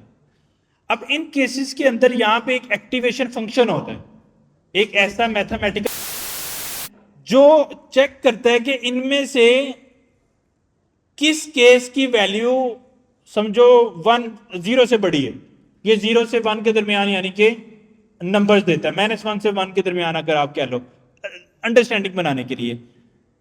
उसकी बेस पे वो डिसाइड करता है यार कि अगर इसका इस वाले न्यूरॉन से जो इंफॉर्मेशन इसको कन्वे की है उसकी वैल्यू अगर ज्यादा बन रही है, तो एक्टिवेशन फंक्शन उसको उस न्यूरॉन को यूज करेगा और उस न्यूरॉन को मिस कर देगा जिसकी वैल्यू कम बन रही, यानी कि 0 से कम बन रही। अच्छा, अब ये इंफॉर्मेशन आगे जाएगी, अब जितने ये थे उतने ही मल्टीपल और न्यूरॉन बन जाएंगे, जितने ये हैं जितने आगे हैं, और हर एक का उसके साथ कॉम्बिनेशन बन रहा है। फिर वहां पे एक एक्टिवेशन फंक्शन चल रहा है, वो फिर डिसाइड कर रहा है कि उसने कौन सा न्यूरॉन चूज करना है। अब उसकी बेस पे एक आउटपुट आ रही है। अच्छा, ये जब ये फर्स्ट टाइम चलेगा ना, एक इपोक को हम इपोक भी बोलते हैं। इपोक मतलब वो जो हमने उसको इनपुट दी थी, वो सारे न्यूरॉन, मतलब एक्टिवेशन फंक्शन न्यूरॉन से पास करते हुए, और इसको हम लेयर बोलते हैं, layer, input layer, hidden layer, output layer. Normally deep learning के मॉडल का आर्किटेक्चर ये 2 हिडन लेयर होती है, एक इनपुट आउटपुट लेयर होती है, लेकिन हम हिडन लेयर जितनी मर्जी एक्सपेंड कर सकते हैं। जितनी ज्यादा एक्सपेंड करेंगे उतने समझो कॉम्बिनेशन ज्यादा बनेंगे, और जितने कॉम्बिनेशन ज्यादा बनेंगे उतना ज्यादा टाइम लगेगा प्रोसेस होने में। और लेट्स सपोज अगर 2 हिडन लेयर से 5 दिन में मॉडल ट्रेन हो रहा है, 3 करेंगे हो सकता है 15 दिन में हो। तो जितनी लेयर्स इंक्रीज होती जाएंगी उतने ज्यादा आप क्या लेंगे उसके ऊपर टाइम इंक्रीज होता जाएगा। एक्यूरेसी भी हो सकती है, लेकिन सम टाइम क्योंकि इतना ज्यादा डाटा नहीं होता और बहुत सारी हिडन लेयर वो डाटा को मिस भी करती है ना, जहां भी उसको अच्छी प्रिडिक्शन नजर नहीं आती। मतलब एक्टिवेशन फंक्शन जो है वो डिसीजन लेता है कि इस क्या नहीं। तो मोस्ट ऑफ द केसेस में अगर आपका डाटा सेट इतना बड़ी तादाद में नहीं है और आप लेयर ज्यादा इंक्रीज कर देते हो तो उस केस में आपकी एक्यूरेसी बढ़ने के बजाय कम हो जाती है। तो इसलिए हिडन लेयर्स को इंक्रीज करने से सिर्फ हमारी एक्यूरेसी नहीं बढ़ सकती। एक्यूरेसी बढ़ने का सिर्फ एक ही जरिया है, हमारे पास डाटा जितना ज्यादा तादाद में हो। अच्छा, हमने क्या चूज किया, हमारे पास 3 लेयर्स बन गई, 4 लेयर्स बन गई, इनपुट लेयर, आउटपुट लेयर और 2 हिडन लेयर। अच्छा, एक डाटा है, एक पिक्चर के ऊपर हम एग्जांपल लेते हैं कि 1 लिखा हुआ था, वो हमने इनपुट लेयर में दिया। उसकी बेस के ऊपर एक्टिवेशन फंक्शन ने डिसाइड किया कि हिडन लेयर में जो कॉम्बिनेशन बने हैं, लेट्स सपोज 50 कॉम्बिनेशन बने हैं, उसमें से कौन से 10 कॉम्बिनेशन वो आगे भेजेगा, वो चूज कर लिए उसने। अब फिर हिडन लेयर के पास गया, फिर एक एक्टिवेशन फंक्शन चला। अब ये एक्टिवेशन फंक्शन की तादाद भी ना हमारे पास ज्यादा है, मतलब 5, 6, 10 जो डिफरेंट कॉन्टेक्स्ट में यूज होते हैं कि कब कौन सा एक्टिवेशन फंक्शन यूज करना है। और एक्टिवेशन फंक्शन का काम क्या है कि उस मल्टीपल न्यूरॉन्स में से कौन सा न्यूरॉन उसने पिक करना है ताकि एक्यूरेसी बढ़े। वो कैसे बढ़ेगी मैं अभी आता हूं उस पर। इनपुट लेयर हमने उसको रैंडमली वेट दिया, याद रखना वेट दिया है कोई कि ये 1 है, ये 0 है, ये 2 है, ये 3 है, ये 4 है, ऐसे। फिर एक्टिवेशन फंक्शन ने डिसीजन लेके सेकंड लेयर को दिया, फिर वहां से एक्टिवेशन फंक्शन ने डिसीजन लिया और आउटपुट लेयर जनरेट हुई। अच्छा, अब 1 था ना, यहां पे आउटपुट लेयर में 1 हमें नजर ही नहीं आ रहा। हमने 1 दिया था लेकिन आउटपुट 1 प्रोड्यूस नहीं हुई। अच्छा, अब ये एक साइकिल कंप्लीट हुआ है। ये जो एक साइकिल कंप्लीट हुआ है इसको हम बोलते हैं एक इपोक। एक इपोक कंप्लीट हो गया, एक डाटा पे एक 1 के ऊपर एक साइकिल कंप्लीट हो गया। अच्छा, अब वो जो एक साइकिल कंप्लीट हुआ है लेकिन अभी तक जो आउट वो नहीं है जो हमें चाहिए, मतलब वो तो जो हम दे रहे हैं इनपुट वो उससे भी खराब हो गई है। अब ये दोबारा आउटपुट जो है ना वो बैक फॉरवर्ड मतलब बैकवर्ड करती है, ये इंफॉर्मेशन बैक देती है इसको और साथ में वेट देती है। जो वेट हमने पहली दफा रैंडमली दिए थे, अब ये उसको क्या करेगी, वेट। और वेट डिफाइन करेंगे कि अब ये जो इंफॉर्मेशन मैं आपको दे रहा हूं इस पिक्चर के रिलेटेड, उसमें आपने इस तरह से वेट को एडजस्ट करना है। उसकी वैल्यू वेट की इंक्रीज डिक्रीज करेगा। अच्छा, वेट की वैल्यू इंक्रीज डिक्रीज करने के बाद फिर वो हिडन लेयर के पास जाएगा, फिर एक्टिवेशन फंक्शन चलेगा, फिर वो डिसीजन लेगा, फिर हिडन लेयर के पास जाएगा, फिर एक्टिवेशन फंक्शन, फिर एक आउटपुट जनरेट होगी। वो आउटपुट फिर बैकवर्ड जाएगी। वो तब तक इपोक चलता रहेगा जब तक कि हमारी आउटपुट वो रिक्वायर्ड आउटपुट ना आ जाए जो हमें चाहिए।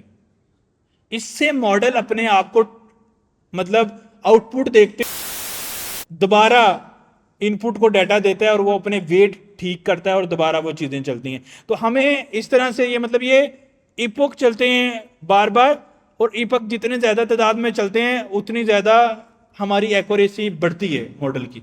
मतलब हमें कोई समझो 1 लाख इपोक 2 लाख इपोक चलाने पड़ते हैं, यानी एक ही डाटा के ऊपर ज्यादा बार मतलब इस सारे न्यूरॉन के सर्कल से गुजरना पड़ता है टू अंडरस्टैंड या to find the very best neurons जो हमारे इस पर्टिकुलर इनपुट के वेरी क्लोज है। वो न्यूरॉन फाइंड करने में उसको बार बार ये करना पड़ता है। अच्छा, अब इसमें एक बड़ी इंटरेस्टिंग पार्ट है इस सारे प्रोसेस में, हम एक इपोक भी एक बारी में नहीं कर सकते हैं कंप्लीट। मतलब क्या है, अगर मेरे पास 1000 पिक्चर हैं तो 1000 पिक्चर में एज अ इनपुट यूज नहीं कर सकता। क्यों? क्योंकि ये जितनी भी मॉडल की ट्रेनिंग हो रही है ना ये रैम के थ्रू होती है। पिक्चर रैम में लोड होंगी तो मेरी मेमोरी ओवरफ्लो हो जाएगी, चाहे जितनी भी बड़ी मेमोरी है। तो अभी तक जो सबसे बड़ी मेमोरी वाला जीपीयू आया है ना, उस पर हम आएंगे। जो सबसे बड़ी मेमोरी वाला जीपीयू आया है वो समझो 96 GB, जो अभी मार्केट में अवेलेबल है, जो यूज हो रहा है। इससे बड़ी कंपनीज के पास होंगे। अब इतने कम मेमोरी के अंदर अगर मेरे पास बहुत बड़ा डाटा सेट है तो मेमोरी ओवरफ्लो हो जाएगी। अगर हम सारे का सारा एक ही दफा में इनपुट कर देते हैं डाटा, हम फिर क्या करते हैं, हम उसके बैचेस बनाते हैं। बैच समझते हो कि हम एक इपोक चलाएंगे, इपोक 1, लेकिन अगर लेट्स सपोज 100 हैं हमारे पास, तो 1 से 20 तक एक बैच चलेगा। यहां से 1 से 20 तक एक बैच चलेगा, फिर उससे अगला बैच चलेगा 20 से 40 तक, फिर अगला बैच चलेगा 40 से 80 60 तक, फिर 60 से आगे 80 और 100 खत्म हो जाएंगे बैचेस। जब सारे बैचेस खत्म हो जाएंगे फिर नया इपक चलेगा। समझ आई? इपक हमें आइडेंटिफाई करेगा कि इस वक्त कितना लॉस है। लॉस कैसे कैलकुलेट होता है? जो अभी आउटपुट आई है और जो मेरी रियल आउटपुट है वो कितना दूर है, उससे लॉस। अब अगर मैं आपको इसकी थोड़ी सी फील दूं आपको, मतलब इसको मैं अभी डेफिनेटली मैं कोड नहीं दिखाऊंगा कैसे चल रहा है, लेकिन आपको मैं उसको दिखाता हूं कि वो कैसे ना वर्क कर रहा है, उसकी ट्रेनिंग कैसे चल रही है।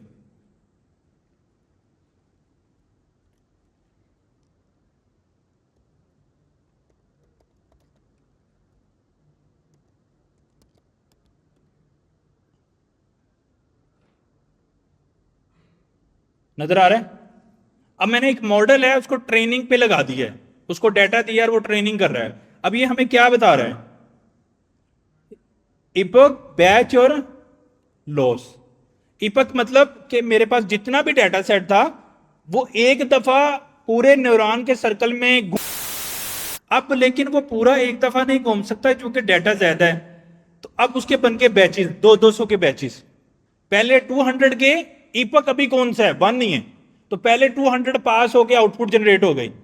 अब फिर अगली दफा 200 से 400 वाला बैच गया, इपक 1 नहीं है, और उसमें फिर दोबारा से वो क्या हुआ, आउटपुट जनरेट हुई। अब फिर दोबारा इपक, जब ये 1000 तक जाए, मतलब ये ऑलमोस्ट 1800 तक जाएगा, तो बैच इसके कंप्लीट हो जाएंगे डाटा के। यानी कि एक एक पूरा डाटा जितना भी था वो एक दफा न्यूरॉन्स की जो लेयर्स हैं उनमें से गुजर चुका है। सही है? गुजर के एक इपक कंप्लीट हो गया। अब दूसरा एक दफा इपक कंप्लीट हुआ तो अब उस दोबारा क्या करेगा, दोबारा अब दोबारा सेम डाटा जाएगा। दोबारा सेम डाटा क्यों जाएगा? समझो यहां पे तक का जो एक दफा का यूनिक डाटा था ना वो पास हो गया है मॉडल। अब वो सेम डाटा दोबारा ही जा रहा है। वो क्यों? क्योंकि अभी तक फीचर इंजीनियरिंग उतनी अच्छी नहीं हुई, अभी तक आउटपुट वैसी नहीं आई जैसी हमें रिक्वायर्ड है। अभी तक अगर आप लॉस देखो तो ज्यादा है, तो हमें लॉस को कम करना है। इसलिए जैसे बार बार हम चलाएंगे लॉस वैल्यू हमारी क्या होगी, कम होगी। अब ये लॉस कैसे कैलकुलेट होता है? ये भी एक मैथमेटिक फंक्शन है जो देखता है फीचर्स को देखते हुए। ये एक्टिवेशन फंक्शन भी एक मैथमेटिक फंक्शन है जो ये देखता है यार, क्योंकि मैंने आपको बताया था इनपुट लेयर पे वेट देते हैं। एक्टिवेशन फंक्शन का काम ये है कि वो उन वेट को देखते हुए डिसाइड करे कि ये न्यूरॉन आगे पास आउट होगा अगली लेयर को या नहीं होगा। उसका बस इतना काम है, और उससे चीजें आगे जो है वो चलने लग जाएंगी। अच्छा, अब इसका अगर मैं आपको थोड़ा सा कोड भी दिखाऊं तो समझो ये यहां पे हम क्या कर रहे हैं, ये लेयर्स हैं, एक लेयर, 2 लेयर, 3 लेयर, समझो। और ये दो जो हैं वो हिडन लेयर्स हैं। मतलब ये अभी कोड में आपको थोड़ा सेंस दे रहा हूं कि ऐसे लेयर्स बनती हैं। अच्छा, वैसे तो मैं आपको इस वाले में दिखाता हूं, इसमें ना ज्यादा इजी है टेंसरफ्लो के अंदर। ये देखो, ये इसकी लेयर्स है, लेयर फ्लैटन, ये इनपुट लेयर है, ये हिडन लेयर है डेंस, और ये भी हिडन लेयर है। अच्छा, इन दोनों में हमने क्या, इनपुट लेयर में तो हमें एक्टिवेशन फंक्शन नहीं देना ना, उस वक्त तो अभी कोई न्यूरॉन्स बने ही नहीं है, वो तो सिंपल इनपुट डाटा है मेरा। लेकिन जब डेंस लेयर बनी, मतलब जो हिडन लेयर है मेरी, उस वक्त मैं उसको बता रहा हूं कि तुमने एक्टिवेशन फंक्शन रेलो यूज करना है, तुमने activation function soft max use करना है। यानी कि ये मेरे पास कंट्रोल है कि मैं न्यूरॉन किस एक्टिवेशन फंक्शन को यूज करते हुए चूज करना चाहता हूं। समझ आ गई? अच्छा, ये सारी बन गई, फिर कंपाइल हुआ मॉडल और ये फिटिंग यानी कि ट्रेनिंग शुरू हो गई। बाद में हम उसको, अच्छा जब हमने ट्रेनिंग किया, ये मॉडल डॉट फिट का मतलब है ट्रेनिंग शुरू कर दो। उसमें हमने क्या दिया, X train data, Y train data और इपोक, कि मैं इसको कितनी दफा चला सकता हूं। चलाना चाहता हूं 10 टाइम। फिर मैंने उसको वैलिडेशन डाटा दिया कि जो तुम्हारी आउटपुट आएगी तुमने किस डाटा की बेस पे वैलिडेट करना है। अच्छा, उसके बाद मैंने उसका वर्बस सेट किया। मतलब वर्बस का मतलब ये है कि वो जो मुझे ये नजर आ रहा था ना इपोक 5, ये इंफॉर्मेशन मुझे साथ साथ दो ट्रेनिंग करते हुए, उसको हम वर्बस बोलते हैं। अच्छा, अब ये इंफॉर्मेशन मेरे पास आ गई, तो एक्चुअली फिर हम इसका मतलब है कि हमारे पास इपोक एक इनपुट है, मैं उसके अंदर अपनी मर्जी से वैल्यू को कम ज्यादा कर सकता हूं। अब अक्सर आपने सुना होगा कि लोग मॉडल जब ट्रेनिंग करते हैं तो वो रोज रोज चेंज वर्ड बोलते हैं, उसको बोलते हैं पैरामीटर चेंज कर रहा हूं मैं, मॉडल के पैरामीटर चेंज करके रीट्राई कर रहा हूं। वो क्या करता है, मैंने इपक 11 चलाए हैं ना, 10 चलाए हैं ना, वो इपक 15 करके ट्राई करेगा कि लॉस बढ़ रहा है या कम हो रहा है। वो इपक 25 करके, जितना अगर अगर तो लॉस कम होता जा रहा है इपक इंक्रीज करने से, तो वो इपक इंक्रीज करता जाता है। सही है। अगर अब अगर कोई ऐसी डायग्राम बन गई कि लॉस कम हो रहा था, ऐसे कम हो रहा है और कम होते होते बढ़ना शुरू हो गया। अच्छा, ये अगर मैं इसको दूसरे वाले को दिखाऊं, आपकी आउटपुट मतलब पिक्चर बना के दिखाऊं इसकी, तो आपको समझ और थोड़ा क्लैरिटी में आ सकती है। पाइथन 3 ज्यादा मुश्किल तो नहीं लग रहा? मुश्किल है।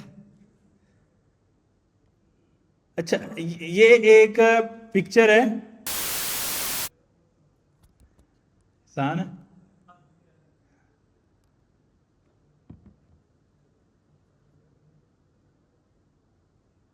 किधर गया, हमने इसका वो चेंज कर दिया था शायद। 10 ही रख देते हैं, ज्यादा टाइम लेगा।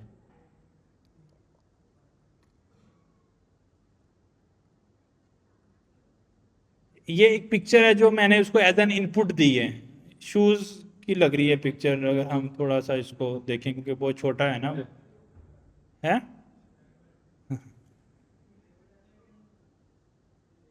लेबल डाटा हम उसको बता रहे हैं कि क्या है। ये अभी इसकी ट्रेनिंग कंप्लीट होगी ना, तो इसका एक आउटपुट आएगी लॉस वाली, या इधर से देख लेते हैं।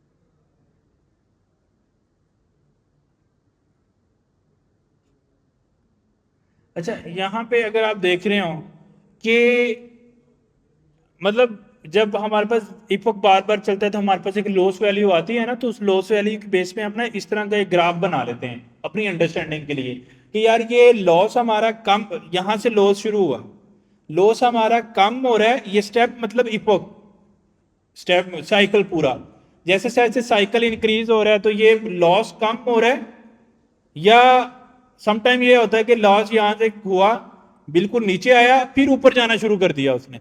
जैसे अगर आप देख रहे हो ये वाला ट्रेन, ये टेस्ट के ऊपर ये लॉस नीचे आया, लॉस नीचे नीचे ऊपर आना शुरू कर दिया, और जैसे जैसे नीचे आया वैसे वैसे अब वो ऊपर जा रहा है, तो इसका मतलब है कि आप अपने इपोक का साइज इंक्रीज करने से लॉस कम नहीं कर सकते, क्योंकि अब और कोई प्रॉब्लम है, तो अब कोई दूसरा पैरामीटर चेंज करना है, may be input wait change करना है, may be activation function change करना है। तो हमें मल्टीपल चीजों को चेंज कर करके ये एक्सपीरियंस करना होता है कि हमारा जॉब क्या है, कि ये मॉडल है, ये डाटा है, इसकी एक्यूरेसी इंक्रीज, एक्यूरेसी मतलब लॉस कम हो, एक्यूरेसी ऊपर चली जाएगी। बिल्ट इन है, बिल्ट इन है, हम मतलब खुद भी बना सकते हैं बट बहुत मुश्किल है, क्योंकि उसमें बहुत मैथा मतलब प्योर प्योर मैथ है उसमें, उसको समझना, इवन मैं आपको अभी आज सॉफ्ट मैथ्स पढ़ाना शुरू कर दूं तो सब भाग जाएंगे, क्योंकि वो बहुत मुश्किल है।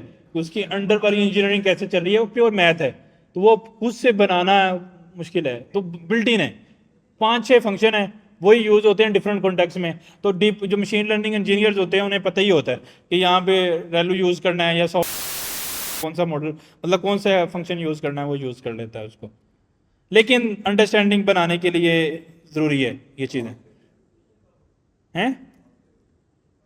हाँ, ये बड़ी इंटरेस्टिंग चीज है, क्योंकि होता क्या है, इसको मैं यहाँ पे एक्सप्लेन करता हूँ। जो हमने टीएल ड्रा बनाया था, जब ये डाटा दे रहे हैं ना, डाटा को ना, हमारे पास 1000 पिक्चर हैं, तो हम 1000 पिक्चर नहीं दे देते उसको सीधी कि ये लो 1000 पिक्चर ले लो।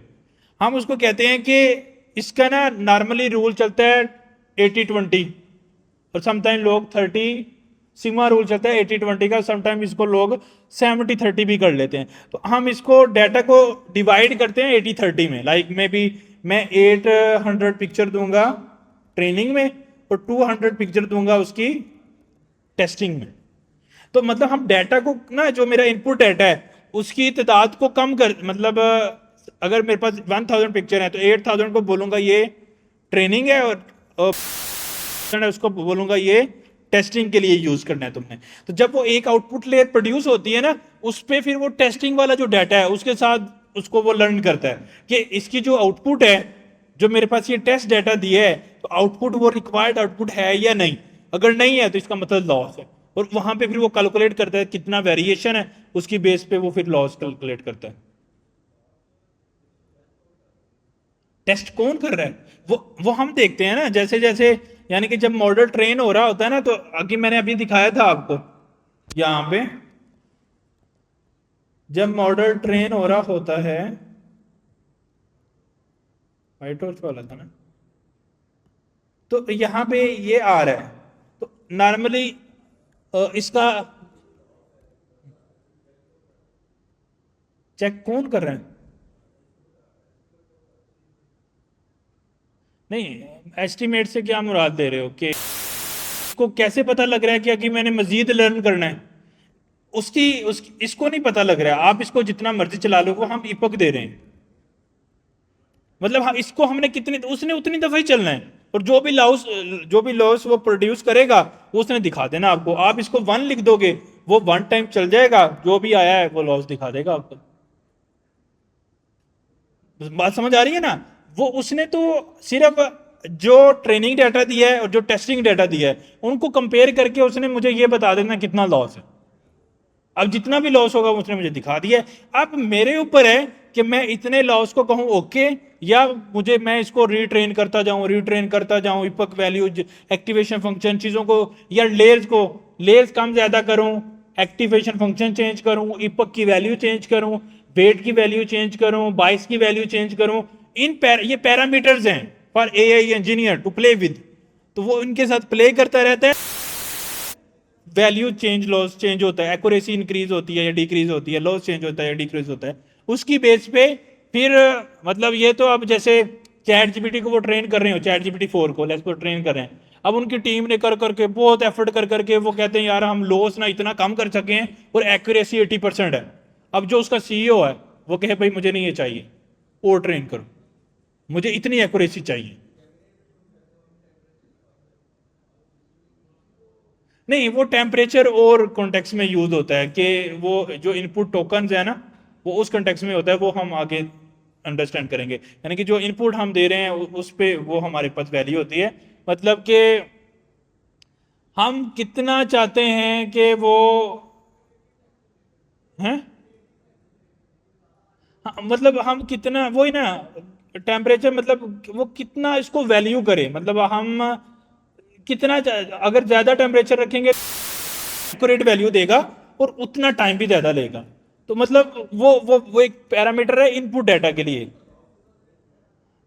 उसका हाँ समहाउ लॉस के साथ इनडायरेक्टली लिंक है, क्योंकि उसकी बेस पे उसने, यानी कि अगर उसका, समझो वो इस तरह से है कि अगर उसके पास मल्टीपल मॉडल्स हैं, वो खुद से बैकग्राउंड में फिर डिसीजन लेता है यार मैंने किससे काम करवाना है, ताकि रिजल्ट अच्छे आए और चाहे टाइम ज्यादा भी लग जाए। मीन उसमें वो डिफरेंट पैरामीटर्स इंक्रीज डिक्रीज करके देखेगा, वो मतलब वो पैरामीटर पे वर्क करेगा।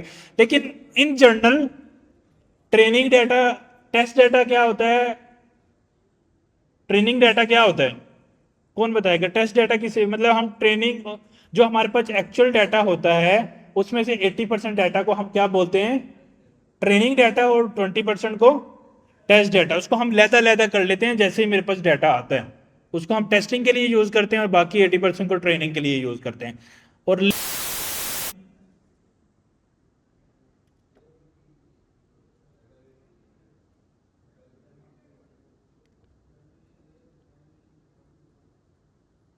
हम्म।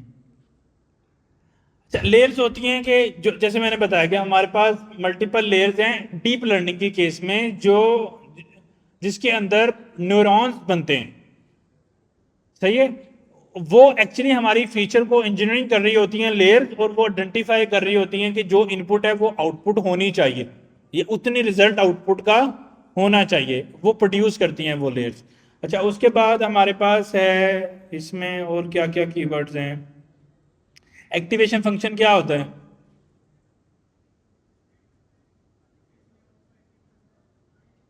हमने किसी न्यूरॉन को एक्टिव करना है या नहीं करना, that is called activation function. मतलब उसको सेलेक्ट करना है to send to the next layer और नॉट, इसको हम एक्टिवेशन फंक्शन बोलते हैं। अच्छी बात, मैंने आपको ट्रेनिंग डाटा का भी बता दिया, टेस्ट डाटा का भी बता दिया कि वो क्या होते हैं चीजें। और डाटा सेट किसे बोलेंगे? जो कलेक्शन ऑफ डाटा है उसको हम डाटा सेट बोलते हैं। एआई की जुबान में उसको डाटा सेट बोलते हैं, यानी कि जो 1000 पिक्चर है उसको हम डाटा सेट बोलते हैं, और उसमें से जो 8000 है वो 800 है वो ट्रेनिंग डाटा होगा, जो 200 है वो टेस्ट डाटा होगा। तो वो हमने यहाँ पे अगर देते देखें भी तो हमने ट्रेनिंग डाटा लैदा कर लिया और टेस्ट डाटा लैदा कर लिया। ये हम पहला काम हमारा ये होता है, डाटा को अलग अलग करना है। फिर ये डाटा को जैसे हम शो कर रहे हैं, फिर उसकी लेयर्स बनानी है, मॉडल को बिल्ड करना है, उसका इसको हम मॉडल का नेटवर्क भी बोलते हैं या मॉडल का आर्किटेक्चर भी बोलते हैं। मतलब नेटवर्क का मतलब क्या है? न्यूरल नेटवर्क मतलब इस पर्टिकुलर मॉडल के अंदर कितनी लेयर्स का इस्तेमाल है, उसका क्या नेटवर्क है, कौन सा एक्टिवेशन फंक्शन है, उसके पैरामीटर क्या सेट किए हैं, that is called neural network. और फिर ये कंपाइल करना, मतलब वो चेक करने के लिए लॉस वगैरह, और फिट करना मतलब ट्रेनिंग जब हम स्टार्ट करेंगे उसको हम ट्रेन डाटा देंगे, इपक सेट करेंगे, वैलिडेशन डाटा देंगे, यानी कि जो हमारे पास टेस्ट डाटा है, ताकि वो एक जब उसका इपक कंप्लीट हो तो वो वेरीफाई कर सके जो नेक्स्ट इपक चलाना है कितना लॉस है और वेट को किस तरह से कम या ज़्यादा करना है। उसके बाद हमारे पास काफ़ी इंफॉर्मेशन हमने इसके अंदर कोड से भी अंडरस्टैंडिंग बना ली है कि क्या चीज़ें हैं। तो ये हमारे पास समझो ट्रेन डाटा हो गया, और ये हमारे पास जो है वो टेस्ट डाटा है। अच्छा, एक चीज़ मैं आपको बता दूं, मैंने ना अपनी क्लासेस में एक नई चीज़ फाइंड की है, वो बड़ी मज़े की है। वो मैंने ना नोटिस करना शुरू किया, बच्चे ना सुनना छोड़ गए थे क्लासेस। किया है, एक मैं एंड जो क्लास खत्म होने वाली होती है ना, मैं व्हील घुमाता हूँ, एक स्पिन करता हूँ। अच्छा, वो स्पिन करके जिस बच्चे पे आ गई ना, वो इधर आ जाएगा, वो टीचर है और हम स्टूडेंट हैं। तो अब आप अगर क्लास नहीं लोगे तो आपके ऊपर स्पिन रुक गया, आप उसमें कोई मतलब कोई हमने सिलेक्शन नहीं की है, वो तो कंप्यूटर नहीं करना है, जो करना है वो जिसको सेलेक्ट करेगा वो आ जाएगा। तो अब अगर वो आके पढ़ाएगा तो अगर उसको नहीं आता तो इसका मतलब उसने क्लास नहीं ली, और उसकी सजा ये है कि उसको जिंदगी में जो आता है वो हमें सिखाएगा। कुछ तो आता है ना उसको जिंदगी में, वो हमें सिखाएगा, और हम उसको फिर टफ टाइम भी देंगे, क्वेश्चन आंसर भी करेंगे। तो मैं आपको क्यों सुना रहा हूँ ये बात, कि ये आज से इधर भी लागू हो रही है। तो इसका मतलब ये है कि इतना आसान नहीं है बैठना क्लास में। तो आप यहाँ पे बैठेंगे और या बैठेंगे या फिर आएंगे नहीं, क्योंकि अच्छा बड़ी मजे मजे की बातें। फिर उसमें से मैंने एक बच्चा था, उसने सुनी नहीं लेक्चर, वो कह रहा है मैं आया हूँ, कहता मैंने क्लास ली है लेकिन मैंने ली नहीं। मैं ऐसे कैसे होता है यार, क्लास ली भी और नहीं भी ली। तुम बैठे थे ना क्लास में, भाई क्या पढ़ा हमने, कोई कोई लफ्ज तुम्हें पता? कहता है मैंने क्लास नहीं ली। मैं दोबारा क्लास, अगर नहीं क्लास में मैं बैठा था लेकिन मैंने क्लास नहीं ली। मैं क्या ऐसे नहीं होता यार, अगर क्लास में बैठे तो फिर तुम्हें क्लास लेनी पड़ेगी, तो तुम्हें सुनना पड़ेगा, अगर तुम्हें जितना समझ में आ रहा है उतना सुनना पड़ेगा। तो खैर वो उसको नहीं आता था। फिर उसने वो कोई फार्मेसी का बिजनेस करता था, तो फिर उसने वो समझाया कि कैसे करते हैं, कैसे फ़ायदा होता है, कैसे नुकसान होता है, कहाँ से चीज़ें लेते हैं, कौन सी नकली हैं, असली कैसे मिल सकती हैं। तो हमने पूरी क्लास ने बहुत सारी चीज़ें सीखी उससे, तो उसको हमने काफ़ी टफ टाइम दिया मतलब। तो अब आपके ऊपर है, या तो आप क्लास लेंगे तो या आप हमें वो पढ़ाएंगे जो आपको आता है। तो आपने कुछ देखें, आप यहाँ बैठे हैं, कोई आपके दिमाग में चीज़ चल रही है, ये वो हमें बताएं। कोई काम कर रहे हैं तो उसकी चीज़ें चल रही होंगी तो वो हमें सिखाएं। तो इसलिए अब आपने एक्टिव होके सुनना है जो कुछ हम पढ़ रहे हैं। सिर्फ थ्योरेटिकल है, प्रैक्टिकल पे हम इतना फोकस नहीं कर रहे। थोड़ा हेलो हाय दिखा दिया है मशीन कैसे काम कर रही है, लेकिन थ्योरेटिकली जिस तरह मैं बता रहा हूँ ऐसे आप भी बताओगे आगे, जिसकी बारी आ गई वो बताएगा। तो इसलिए थोड़ा होशियार होके बैठना है क्लास में, ताकि सिर्फ ये देखो मेरी जिम्मेदारी थोड़ी है कि मैं ही खपता रहूं और पढ़ाता रहूं आपको, आपकी भी जिम्मेदारी है कोई आप भी सीखो और हमें भी सिखाओ आगे। तो ये आगे अच्छा न्यूरल नेटवर्क्स हो गया। अच्छा अब यहाँ पे हम जो चीज अभी मुझे लगता है कि ये ज्यादा मतलब कॉम्प्लेक्स टॉपिक हमने ज़्यादा कर लिए हैं, अब थोड़ा सा रिडायरेक्ट कर रहे हैं सॉफ्ट चीज़ों में, ताकि माइंड जो है ना वो एक्टिव हो जाए दोबारा, और फिर दोबारा उधर डाइव करते हैं उस पर। लेकिन न्यूरॉन्स क्या होता है समझ आ गई ना? उनका मकसद ये है to identify the feature from the data set, यानी कि जो भी इनपुट डाटा है, एंड और वो कैसे आइडेंटिफाई करता है? डेफिनेटली वो कोई उसको जिस एक एक एक वैल्यू, मैथमेटिक वैल्यू है जो एक्टिवेशन फंक्शन डिसाइड करता है कि इस न्यूरॉन की वैल्यू को यूज करना है या नहीं करना, मैं उस न्यूरॉन को एक्टिव करना है या नहीं करना। अगर उसका वेट अच्छा है, मतलब उसकी जो वैल्यू मैथमेटिक वैल्यू प्रोड्यूस हो रही है वो अच्छी है, तो उसको एक्टिवेट कर देगा और फिर उससे आगे न्यूरॉन्स बनेंगे। मतलब एक न्यूरॉन से आगे न्यूरॉन बन रहे हैं ना, आपने देखा होगा एक से बहुत सारे बन रहे हैं, तो जो अच्छा है उसको एक्टिवेट कर देगा, उससे बनेंगे, फिर उसमें से जो अच्छा है वो जाएगा, उससे अच्छा फिर आउटपुट में आएगी, फिर दोबारा वही चीज इनपुट में आएगी, फिर उससे जो अच्छे हैं वो चलेंगे, और इस तरह करके उसकी प्रोडक्शन हो जाएगी।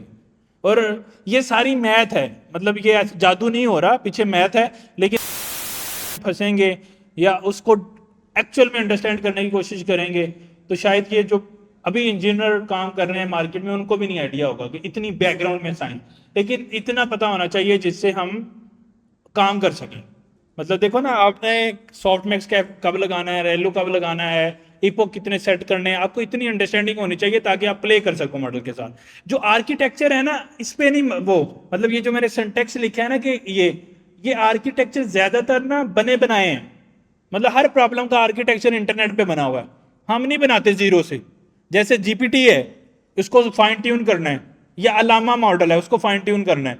अब अलामा मॉडल उन्होंने ट्रेन किया तो उन्होंने उसके सारे पैरामीटर कि कौन से एक्टिवेशन फंक्शन उन्होंने यूज किए, क्योंकि एक पर्टिकुलर प्रॉब्लम को उसने सॉल्व किया ना, और अलामा के रिजल्ट भी अच्छे आ रहे हैं, उसको बेस पे यूज करके आप फाइन ट्यून कर रहे हैं, एक अपना नया मॉडल बना रहे हैं, लेकिन बेस पे तो उसको यूज कर रहे हैं ना। तो अब उसके सारे पैरामीटर, उसका आर्किटेक्चर सारे, अच्छा मैं सारे का सारा कोड वही यूज कर लेता हूं, सिर्फ इनपुट डाटा चेंज करता हूं। पहले उन्होंने अपने डाटा पे किया था, अब चूंकि मेरे पास स्पेसिफिक फील्ड का डाटा है, तो जब मैं उस पर उसको रीट्रेन करता हूं तो उसके पास अपना पुराना डाटा प्लस मेरी फील्ड का डाटा आ जाता है, तो उसकी परफॉर्मेंस और अच्छी हो जाती है। लेकिन ज्यादातर हम जो ये एक्टिवेशन फंक्शन और चीजें और लेयर, उसी की बेस आर्किटेक्चर यूज करते हैं जो जो हमने मॉडल चूज किए, और वो इंटरनेट से मिल जाती हैं। हाँ जी, अभी के लिए बस इतना है कि ये एक एक्टिवेशन फंक्शन है जिसका काम ये है कि इस लेयर में से किस न्यूरॉन को एक्टिव करना है।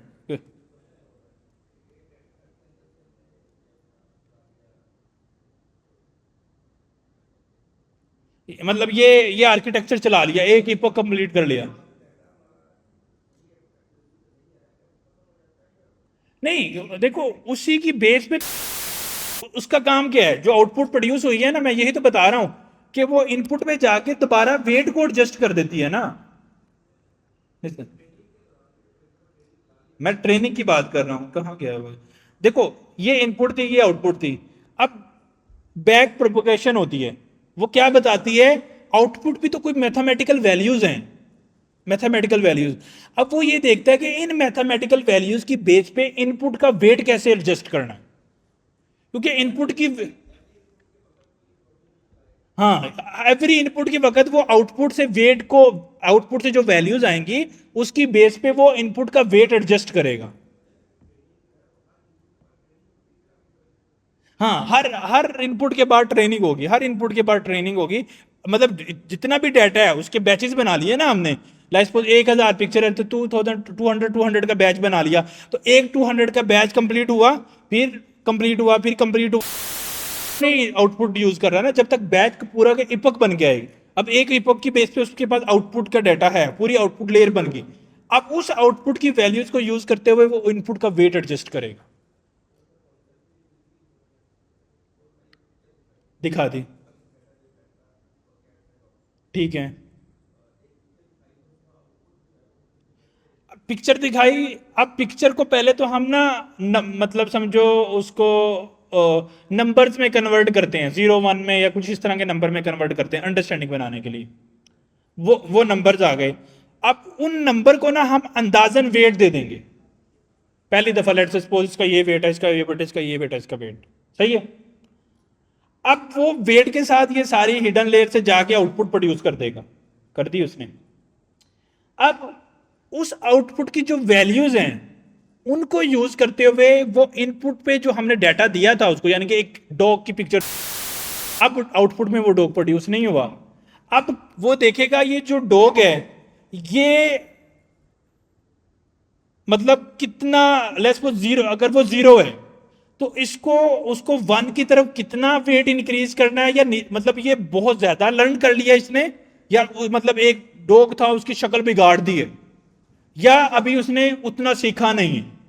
तो अगर उसने शक्ल बिगाड़ दी है तो वेट कम करना है, अगर उसने शक्ल नहीं बिगाड़ी तो वेट को क्या करना है, इंक्रीज करना है। मतलब अभी समझो कि अभी बहुत मध्यम मध्यम है, कुछ समझ ही नहीं आ रहा कि ये क्या है, तो इसका मतलब वेट को क्या करना है, इंक्रीज करना है। और सम टाइम अगर इतना सीख गया है कि उसने उसकी शक्ल ही बिगाड़ना शुरू कर दी है, जो आउटपुट चाहिए थी वो है ही नहीं, उससे भी ज्यादा ट्रेन हो गया है, तो उस वक्त वेट को क्या करना है, उसने कम करना है। तो आउटपुट की वैल्यू से वो इनपुट का वेट एडजस्ट करता है, जिससे उसको फिगर आउट होता है कि यार कौन सा न्यूरॉन आगे जाना चाहिए।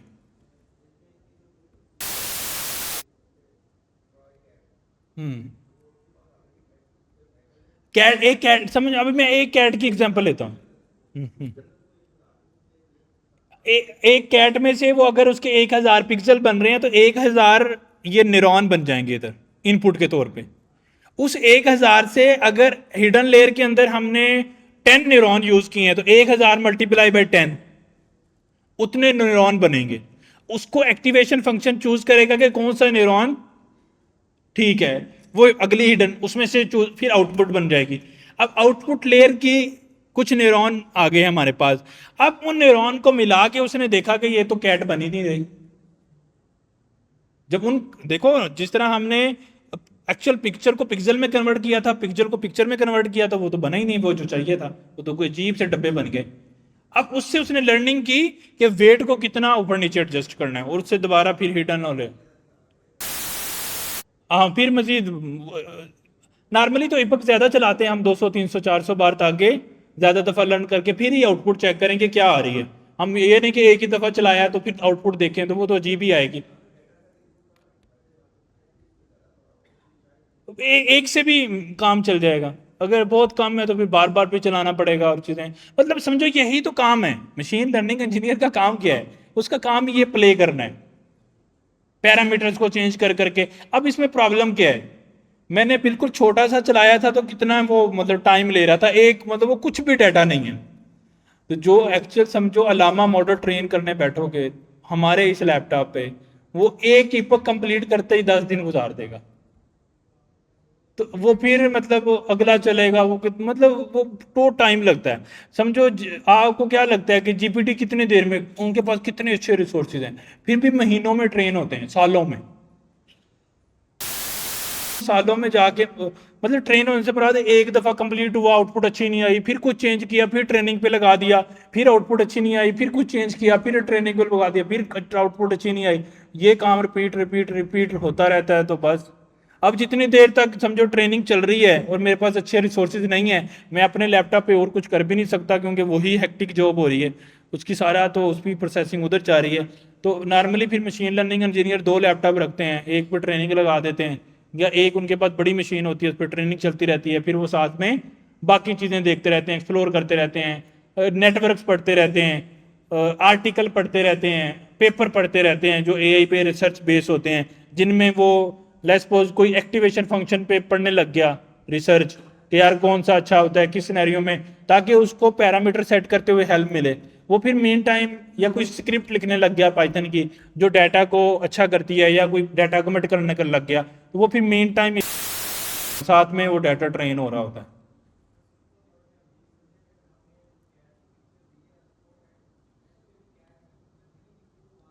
हाँ, उसको बार बार करना है अनटिल के एक्चुअल कार्ड की पिक्चर निकले। हाँ, अपनी अंडरस्टैंडिंग करके कि कौन कौन से न्यूरॉन चूज करने हैं उसने। न्यूरॉन चूज करने से मुराद क्या है कि समझो पॉइंट है, ये वैल्यू है 0.1, ये 0.5, 0.7, वो ऐसा ऐसा समझेगा कौन सी वैल्यू एक्यूरेट वैल्यू है।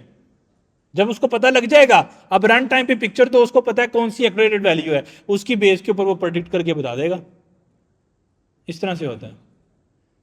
मतलब अगर बहुत डेप्थ में जाएं, लेकिन अभी तो मतलब हम जनरली एक्चुअली गोल क्या है, टर्मिनोलॉजी अंडरस्टैंड करना है, उस पर रहते हैं कि टर्मिनोलॉजी आ रही है, हिडन लेयर क्या होती है, इनपुट आउटपुट लेयर, होपफुली काफ़ी कुछ सीखने को मिल रहा है। तो इस तरह इसको करते रहते हैं ताकि जितनी ज़्यादा कम्प्लेक्सिटी में जाएंगे तो सा प्रैक्टिकल भी करने लग जाएंगे ना कोड, फिर दोबारा समझेंगे सॉफ्ट मैक्स को, फिर शायद मज़ा आए, क्योंकि अभी तो सिर्फ बोरियत हो जाएगी। हाँ, फेस रिडक्शन भी ऐसे ही होगी, हर चीज ऐसी तरह ही। जो भी डीप लर्निंग है ना, वो डीप लर्निंग न्यूरल नेटवर्क पे चलती है, और न्यूरल नेटवर्क का आर्किटेक्चर यही है, input layer, hidden layer, output layer. सही है। देखो हर एक मॉडल का ना, हर एक फील्ड के हर मॉडल का हम न्यूरल नेटवर्क यूज कर रहे हैं, तो उसका एक मॉडल है, उसका एक नेटवर्क है, उसने इस तरह से चलना है, उसकी एक स्ट्रेटेजी है, वो पहले से डिफाइन है। हम गैन यूज कर रहे हैं, उसकी एक अपनी स्ट्रेटजी है। हम जीपीटी यूज कर रहे हैं, उसकी एक अपनी स्ट्रेटजी हो सकती है। हर एक मॉडल का अपना नेटवर्क है, जो उसका नेटवर्क है वो उसके बेस पे चल रहा है। लेकिन जो ज्यादातर डीप लर्निंग के मॉडल हैं वो इस नेटवर्क पे चलते हैं, न्यूरल नेटवर्क्स को बोलते हैं, उस पे बेस करते हैं, जिनमें हमें फीचर्स नहीं देने पड़ते और फीचर ऑटोमेटिकली इन लेयर से डिटेक्ट होते हैं।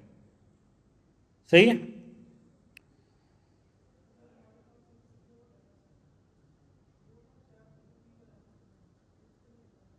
सिक्योर डाटा सेट है वो उनको नहीं दे सकते, तो वो फिर हम लोकली करेंगे ना। देखो, जीरो से क्यों, अलामा यूज कर लेंगे। नहीं, आप बात नहीं समझे। जब अगर हम हमारा जो मॉडल है, अगर हम उसकी एपीआई यूज करते हैं ना, मतलब समझो जीपीटी यूज करते हैं, तो चैट जीपीटी ने अपना कोड हमें नहीं दिया हो, उसने एपीआई दी हुई है, तो मैं डाटा उसको देता हूं, वो उसके सर्वर में जाता है, उसकी मशीन में जाता है, वहां से प्रोसेस होके आता है। जैसे जो ओपन सोर्स मॉडल है, जैसे अलामा ओपन सोर्स मॉडल है। अब लामा जो ओपन सोर्स मॉडल है वो मेरे पास है, मेरे सिस्टम में है, मेरे मेरे पास कोड है उसका, वो सारा कुछ मेरे पास है। अब वो कोई इंटरनेट पे नहीं जा रहा लेके डाटा को, वो 12 GB मेरे सिस्टम में है, और जो ट्रेनिंग होगी नए मेरे प्राइवेट डाटा की वो होगी, और उससे जो आउटपुट फाइल बनेगी 15 GB की, वो मेरे सिस्टम में रहेगी। शेर नहीं क्यों होगा, अगर आप बात नहीं समझ रहे, हमारे पास दो तरह के मॉडल्स हैं। एक है समझो ओपन सोर्स मॉडल, एक है close source model. Close source मतलब कंपनी ने उसका मुझे कोड नहीं दिया हुआ, कंपनी ने बस क्या दिया हुआ है, एपीआई बना के। अब एपीआई के केस में डाटा मैं एपीआई के थ्रू देता हूं तो सर्वर पे जाता है ना, और उनकी मतलब वो सारा डाटा सेव कर लेते हैं हमारा। जो ओपन सोर्स है वो कोड में, देखो पाइथन की मैं स्क्रिप्ट चला रहा हूँ, लेट्स सपोज आपने फास्ट एपीआई में कोड लिखा, एपीआई बनाई, अब वो लोकली आपके सिस्टम में चल रही हैं, आप फ्रंट एंड भी आपके पास ही, आप डाटा दे रहे हो, जा रहे हैं, डाटा कहीं पे भी नहीं, आपके पास ही है ना, क्योंकि कोड आपके पास है। आप उसको किसी सर्वर पे रखोगे तो फिर डाटा वहां पे जाएगा, और उस सर्वर की अगर आपके पास एक्सेस है ओनली, वो फिर आपका ही है। समझ रहे हो। तो इस तरह जो ओपन सोर्स मॉडल है ना, जैसे लामा ओपन सोर्स मॉडल है, अब वो क्या करता है, उसने कोड दिया हुआ है हमें, वो मैं लोकल में डाउनलोड कर लेता हूँ 12 GB का, वो मेरे पास आ जाता है। अब उसके ऊपर मैं प्राइवेट करके उसका फाइन ट्यून करूंगा तो उसका साइज बढ़ जाएगा, 15 GB हो जाएगा, वो भी मेरे पास ही रहेगा। हाँ, फिर हम उसकी वो मॉडल बन जाएगा, फिर हम उसका अपना एक एपीआई बनाएंगे, वो अपने सर्वर पे रखेंगे उस मॉडल को। फिर उसको चलाने के लिए सर्वर भी कोई हल्का फुल्का नहीं चाहिए, उसके लिए सर्वर भी बहुत बड़ा चाहिए, क्योंकि मॉडल इतना 12 GB का मॉडल चलाना बहुत मुश्किल है। फिर उसकी कॉस्ट जब निकालेंगे तो उसकी कॉस्ट जो जीपीटी प्रोवाइड कर रहा है उससे भी ज़्यादा हो जाएगी, क्योंकि जितना सर्वर पे कॉस्ट आएगी वो बहुत बढ़ जाएगी।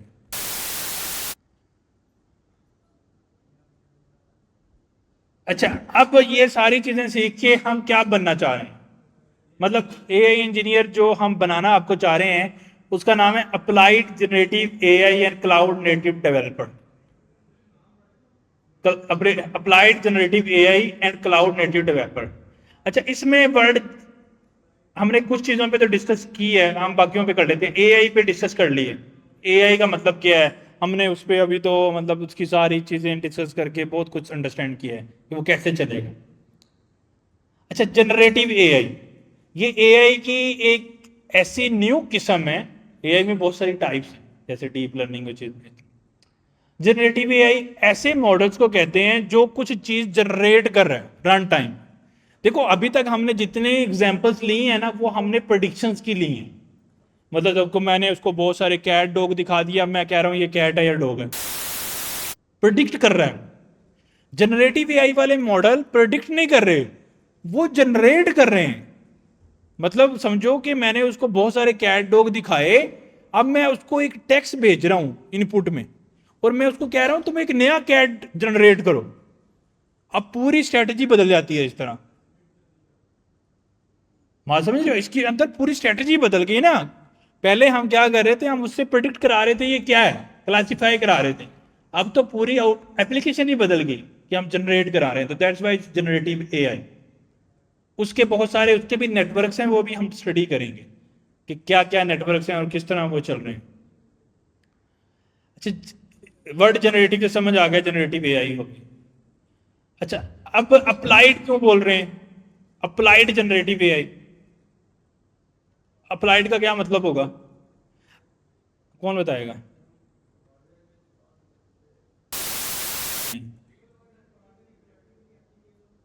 नहीं, अप्लाइड क्या क्या मतलब है कि जनरेटिव एआई के बने हुए मॉडल को मैं अप्लाई करूंगा बिजनेसेस के ऊपर। मैं कोई बिजनेस के ऊपर अप्लाई करके उस मॉडल को एप्लीकेशंस बनाऊंगा, that is called applied generative AI. मतलब ट्रेनिंग श्रेनिंग के ऊपर फोकस नहीं है, फोकस क्या है, अप्लाइड जनरेटिव एआई। कि जो एग्जिस्टिंग मॉडल है, लामा या ओपन सोर्स है या क्लोज सोर्स है, या हम थोड़ा सा फाइन ट्यून कर रहे हैं, वो भी इसी में आता है, उनको यूज करते हुए कोई पर्टिकुलर प्रॉब्लम को सॉल्व करके उसकी एप्लीकेशन बनाऊंगा, applied generative AI. And cloud native developer, cloud native क्या हो गया कि भाई एआई का मॉडल फाइन ट्यून कर लिया, मॉडल को ट्रेन श्रेन कर लिया, अप्लाइड कर दिया किसी बिजनेस के ऊपर, कोई प्रॉब्लम को सॉल्व कर दिया।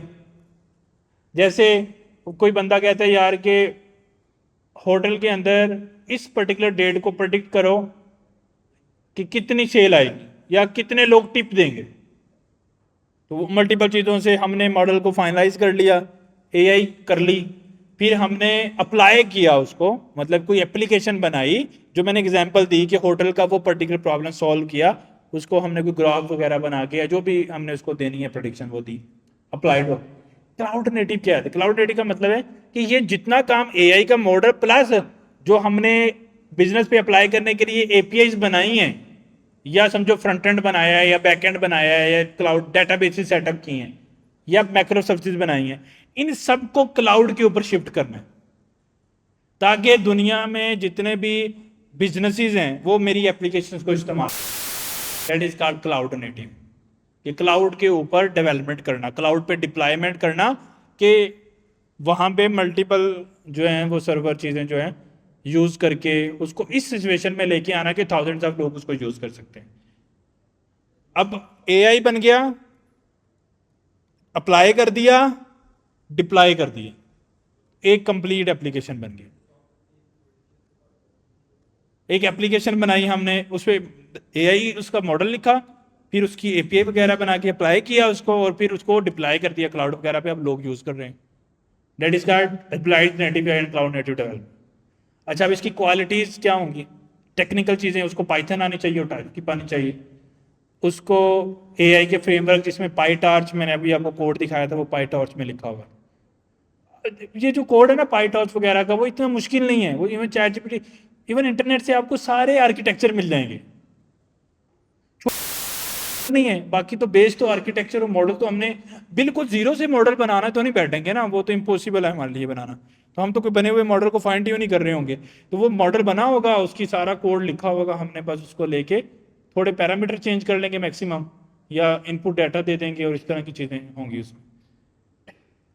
अच्छा, एपीआई, वो हमने फास्ट एपीआई करना है उसमें। मशीन लर्निंग के एल्गोरिदम फाइन ट्यूनिंग कैसे करनी है, एल्गोरिदम जिसमें डीप लर्निंग है, न्यूरल नेटवर्क है, नेचुरल लैंग्वेज प्रोसेसिंग, एनएलपी की फील्ड है, ये चीज़ें करनी है। फाइन ट्यूनिंग के मॉडल को लेके उसको फाइन ट्यून करना। क्लाउड की एक्सपर्टीज जिसमें कुबरनेटिस है, काफका है, अज्योर कंटेनर है, ए क्लाउड सर्विसेज हैं जिसमें ओपन एपीआई है, जेमिनी की एपीआई, ये आनी चाहिए आपको। डेवऑप्स है, CI/CD, यानी कि जब हम नया मॉडल बनाया है, नई चेंजेस की, उसकी डिप्लॉयमेंट वगैरह ऑटोमेशन, वो आपको आनी चाहिए। कंटेनराइजेशन, डोकर को आनी चाहिए। डाटा मैनेजमेंट और प्रोसेसिंग, डाटा बेसिस जो हमने कुछ एक्सप्लोर भी किए हैं, वो आनी चाहिए। फिर सिक्योरिटी की बेस्ट प्रैक्टिसेस, वो भी आपने रिसेंटली देखा भी होगा, क्या नाम था कंपनी का, गार्ड करके था ना, जो बंद हो गई थी और सारा बंद हो गया था सिस्टम। माइक्रोसॉफ्ट जिस कंपनी को यूज़ करता है, 2 दिन पहले आया था ना, नाम क्या था उसका, है गार्ड करके था, मेरे जहन से निकल गया। वो कंपनी है, वो सिक्योरिटी मेंटेन करती है, तो माइक्रोसॉफ्ट के सारा बिजनेस उस पर रिलाई कर रहा था। तो उसके किसी इंजीनियर ने कोई कोड पुश किया, तो उसको पूरी दुनिया में जहाँ जहाँ माइक्रोसॉफ्ट यूज़ हो रही थी, सारा सिस्टम बैठ गया। तो उससे फिर जितनी फ्लाइट्स थी वो बंद हो गई, जितनी ट्रेनें थी वो बंद हो गई, जितने मतलब शॉपिंग स्टोर थे जहाँ पे माइक्रोसॉफ्ट सर्व चल रहे थे, उनके सर्वर वो बंद हो गए। यहाँ एक वक्त में स्टॉप हो गई थी एक तरह से। लेकिन जो लोग लिनक्स यूज़ कर रहे थे वो नहीं हुए थे, क्योंकि उनकी सिक्योरिटी वो कंपनी मैनेज नहीं कर रही थी। तो पाकिस्तान के भी कुछ चीज़ों में इशू हो गया था। मैं जो स्काइप हम यूज़ करते हैं वो भी माइक्रोसॉफ्ट का था, वो चलना बंद हो गया था हमारे लिए, बड़े डिस्टर्बेंस आ गई थी। लेकिन माइक्रोसॉफ्ट ने कुछ घंटों में कर लिया था, लेकिन they loss almost billions of dollar on this, और उसके जो स्टॉक मार्केट है वो भी काफ़ी गिर गई थी इसकी बेस। क्लाउड क्लाउड स्ट्राइक ना, हाँ क्राउड स्ट्राइक, वो कंपनी थी, और उसकी उनकी एक मिस्टेक से इतना बड़ा, और वो बड़ी अच्छी कंपनी है, उनकी सारी मार्केट भी गिर गई है। उनको 83 billion dollar, it's a big amount. उनको सिर्फ कुछ मैं क्या घंटों में उन्होंने सॉल्व कर लिया था issue, but the loss everything, क्योंकि इम्पैक्ट बहुत बड़ा था, फ्लाइट्स रुक गई, चीज़ें हो गई, और बहुत डिस्टर्बेंस हो गई थी। बट हाँ,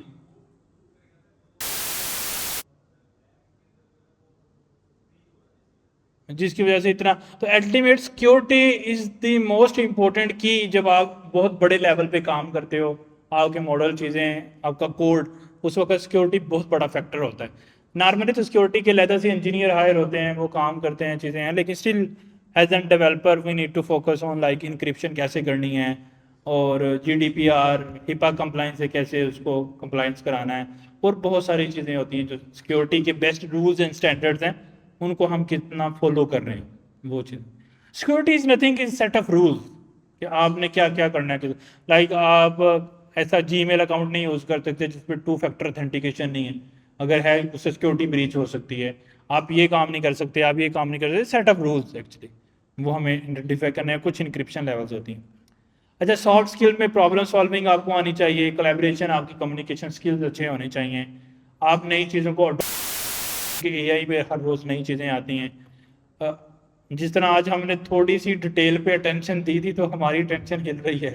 तो इस तरह हमें मतलब थोड़ा फोकस्ड रहना है, और अटेंशन पुट करनी है तो थिंग्स। अच्छा, प्रोजेक्ट मैनेजमेंट, आप कैसे प्रोजेक्ट की डीलिंग चीज़ें करते हैं, तो सॉफ्ट स्किल ऑलमोस्ट बंदा एक्सपीरियंस में जब आता है ना फिर सीखता है। तो अभी तो हम हार्ड स्किल सीख रहे हैं, मतलब टेक्निकल स्किल सीख रहे हैं। कुछ इसकी क्वालिटीज़ हैं कि उसको ऐसे होना चाहिए, और लर्निंग को कंटिन्यूस रखना है और बहुत सारी चीज़ें। इतना करके अभी मेरे ख्याल से हम थोड़ी वो कर लें इसको, आप लोगों से सुन लें ताकि थोड़ा फन हो जाए, और फिर हम आगे फिर जनरेटिव एआई और फिर आगे चीज़ें। अब क्योंकि ऐसे अब बहुत सारे ना टॉपिक हम डिस्कस हमने कर लिए हैं डिटेल में, तो जब आगे आएंगे ना तो हम जल्दी जल्दी भी आगे गुजार लेंगे, क्योंकि वही बातें रिपीट होंगी। तो ये मतलब कोई 101 पेजेस हैं, तो ये हमें करने हैं ताकि हमारी जो है ना वो एआई के बारे में हम बातें कर सकें। मतलब कोई बंदा बात कर रहा है यार मेरी ट्रेनिंग है, या लॉस इतना आ रहा है, एक्यूरेसी इतनी आ रही है, या इपोक साइज क्या रखना चाहिए, या एक्टिवेशन फंक्शन क्या से चूज करना चाहिए, हमें थोड़ी बहुत समझ आना शुरू होगी भाई क्या बातें चल रही हैं ना मार्केट के अंदर। तो वो इस वजह से हम इसको फिगर आउट कर रहे हैं। ये वो जो सर ने रीडमी बनाई थी ना, उसको मैंने सारी इकट्ठी करके एक पीडीएफ बना दी है, ताकि वो बार बार वहाँ ना लिंक से बंदा नेविगेट करता है। मैं शेयर कर दूंगा, ये एक बना दी है इस पे वो, यानी कि ये सारे पेजेस हैं जो भी वहाँ पे 13 स्टेप्स हैं ना, तो ये सारे मैंने एक ही उसमें बना दिए। ये सब जो यही नहीं बनाई है, स्क्रिप्ट लिख के वो सारी रीडमी इकट्ठी करके वो एक लाइब्रेरी थी, उसने रीडमी को पीडीएफ में कन्वर्ट कर दी।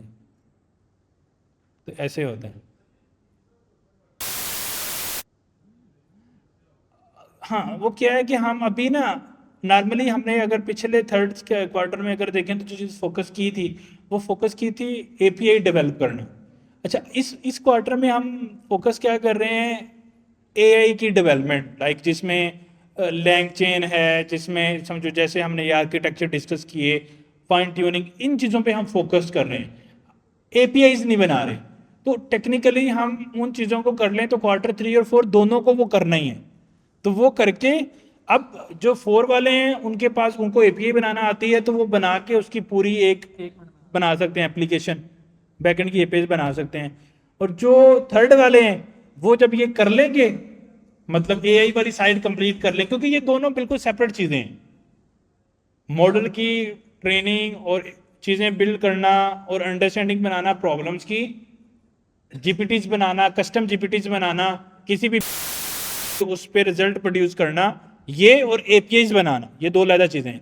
तो पीछे हमने एपीआई बनाई है, ये काम नहीं किया, तो ये काम दोनों के लिए सेम है। तो ये काम कर लेंगे, जिन्होंने एपीआई बनाई हुई है वो कंप्लीट बैकएंड बना लेंगे, जिन्होंने नहीं बनाई वो एपीआईज बनाएंगे, फिर उसका कंप्लीट बैकएंड बनेगा।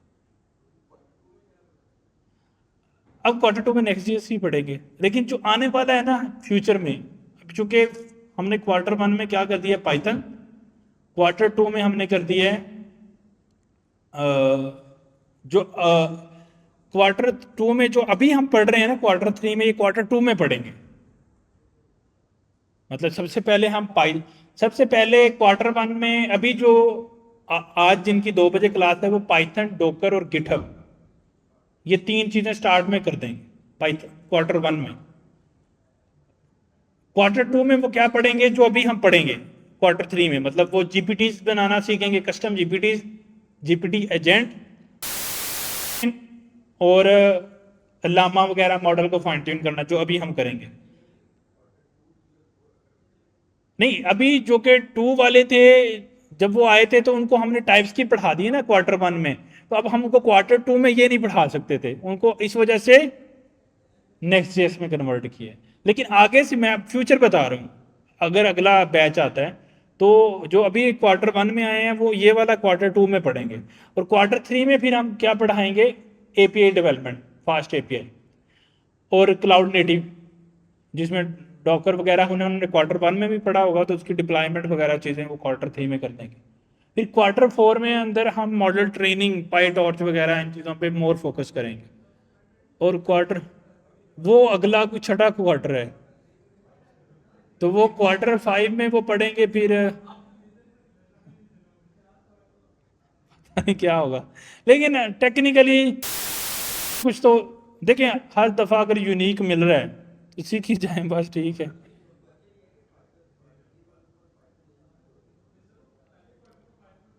क्वार्टर 3 वालों को तो हमने कहा था छुट्टियों में पढ़ो।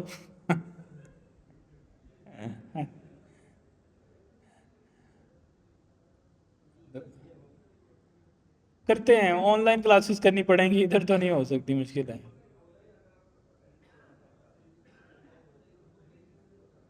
हाँ वो ऑनलाइन करवा लेंगे तो थोड़ी प्रैक्टिस हो जाएगी तो अच्छा हो जाएगा। वो अरेंज कर लेते हैं वो इंशाल्लाह। दो तीन कुछ लेक्चर ऑलरेडी भी हैं वो भी हैं, और कुछ ऑनलाइन भी करते हैं तो इंशाल्लाह अच्छा हो जाएगा। अच्छा अभी थोड़ा सा आप लोगों से सुन लें जितना पढ़ा है, ताकि ज़्यादा भूल ना जाए। तो फिर दोबारा थोड़ी सी ब्रेक लेके, अभी ना 2:30-3 बजे तक क्लास चलानी है, अभी तो 10-15 मिनट ये एक तरह से ब्रेक ही हो जाएगी। और रुक पढ़ा रहा होगा, हम तो इंजॉय कर रहे हैं। तो वो फिर उसकी नहीं, ये ज़रा इससे सुन लें ना, फिर पानी शानी पी लेते हैं। तो फिर पानी पी के फिर बाद में दोबारा इसको शुरू करके तो आगे हम मतलब डॉक्यूमेंटेशन जितनी आज कवर कर लें उतनी करते हैं। सही है। और हो सकता है कि हम वेडनेसडे को सर कह रहे थे कि ऑनलाइन भी क्लास लेनी है आप लोगों ने, तो उसमें फिर यही मतलब ये जो 100 पेजेस है ना, ये कंप्लीट करने हैं हमें, ताकि हमारे पास नॉलेज सारा हो। आता है या नहीं वो सेपरेट बातें हैं, तो कम से कम थ्रेटिकली तो पता होना चीज़ें क्या हैं, क्यों यूज़ हो रही है और किस तरह से।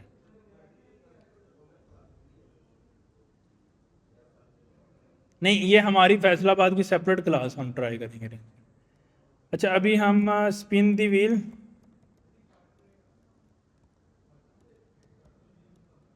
जो ज़्यादा बोलता है ना, भागता है, हमेशा उसकी बारी आती है।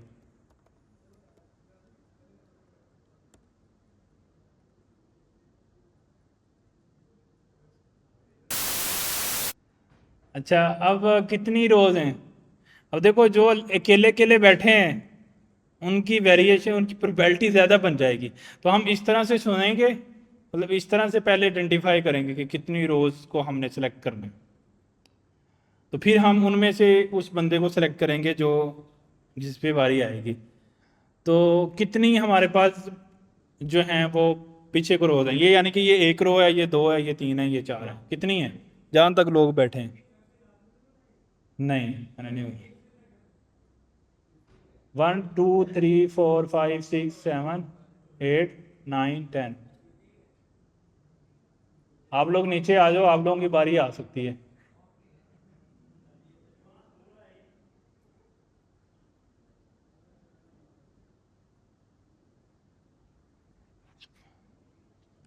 तो कितनी बन गई?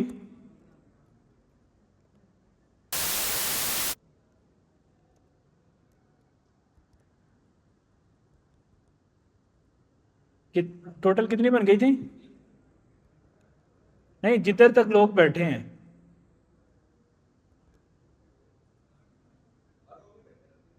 15 ही है। चेंज करनी है रो? जो अकेला बैठा है, अगर 15 आ गया तो उसकी बारी है। पीछे वाला भी है, उधर है ही नहीं कोई, खाली है। तो फिर एक कम कर देना, एक पीछे से खाली है। नहीं, खाली है तो फिर वो दोबारा चलाना पड़ जाएगा ना। 14 कर देते हैं। तो वो किधर गए हैं जो ऊपर से आ रहे थे? इनका इलाज ये है कि सिर्फ उन्हीं की रो बनाई जाए। अच्छा 14 पे चलाते हैं जी।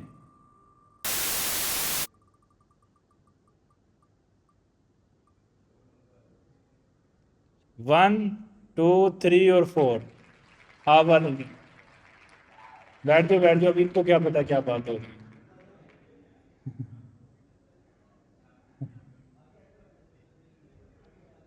अच्छा फोर्थ रो की बारी आ गई है।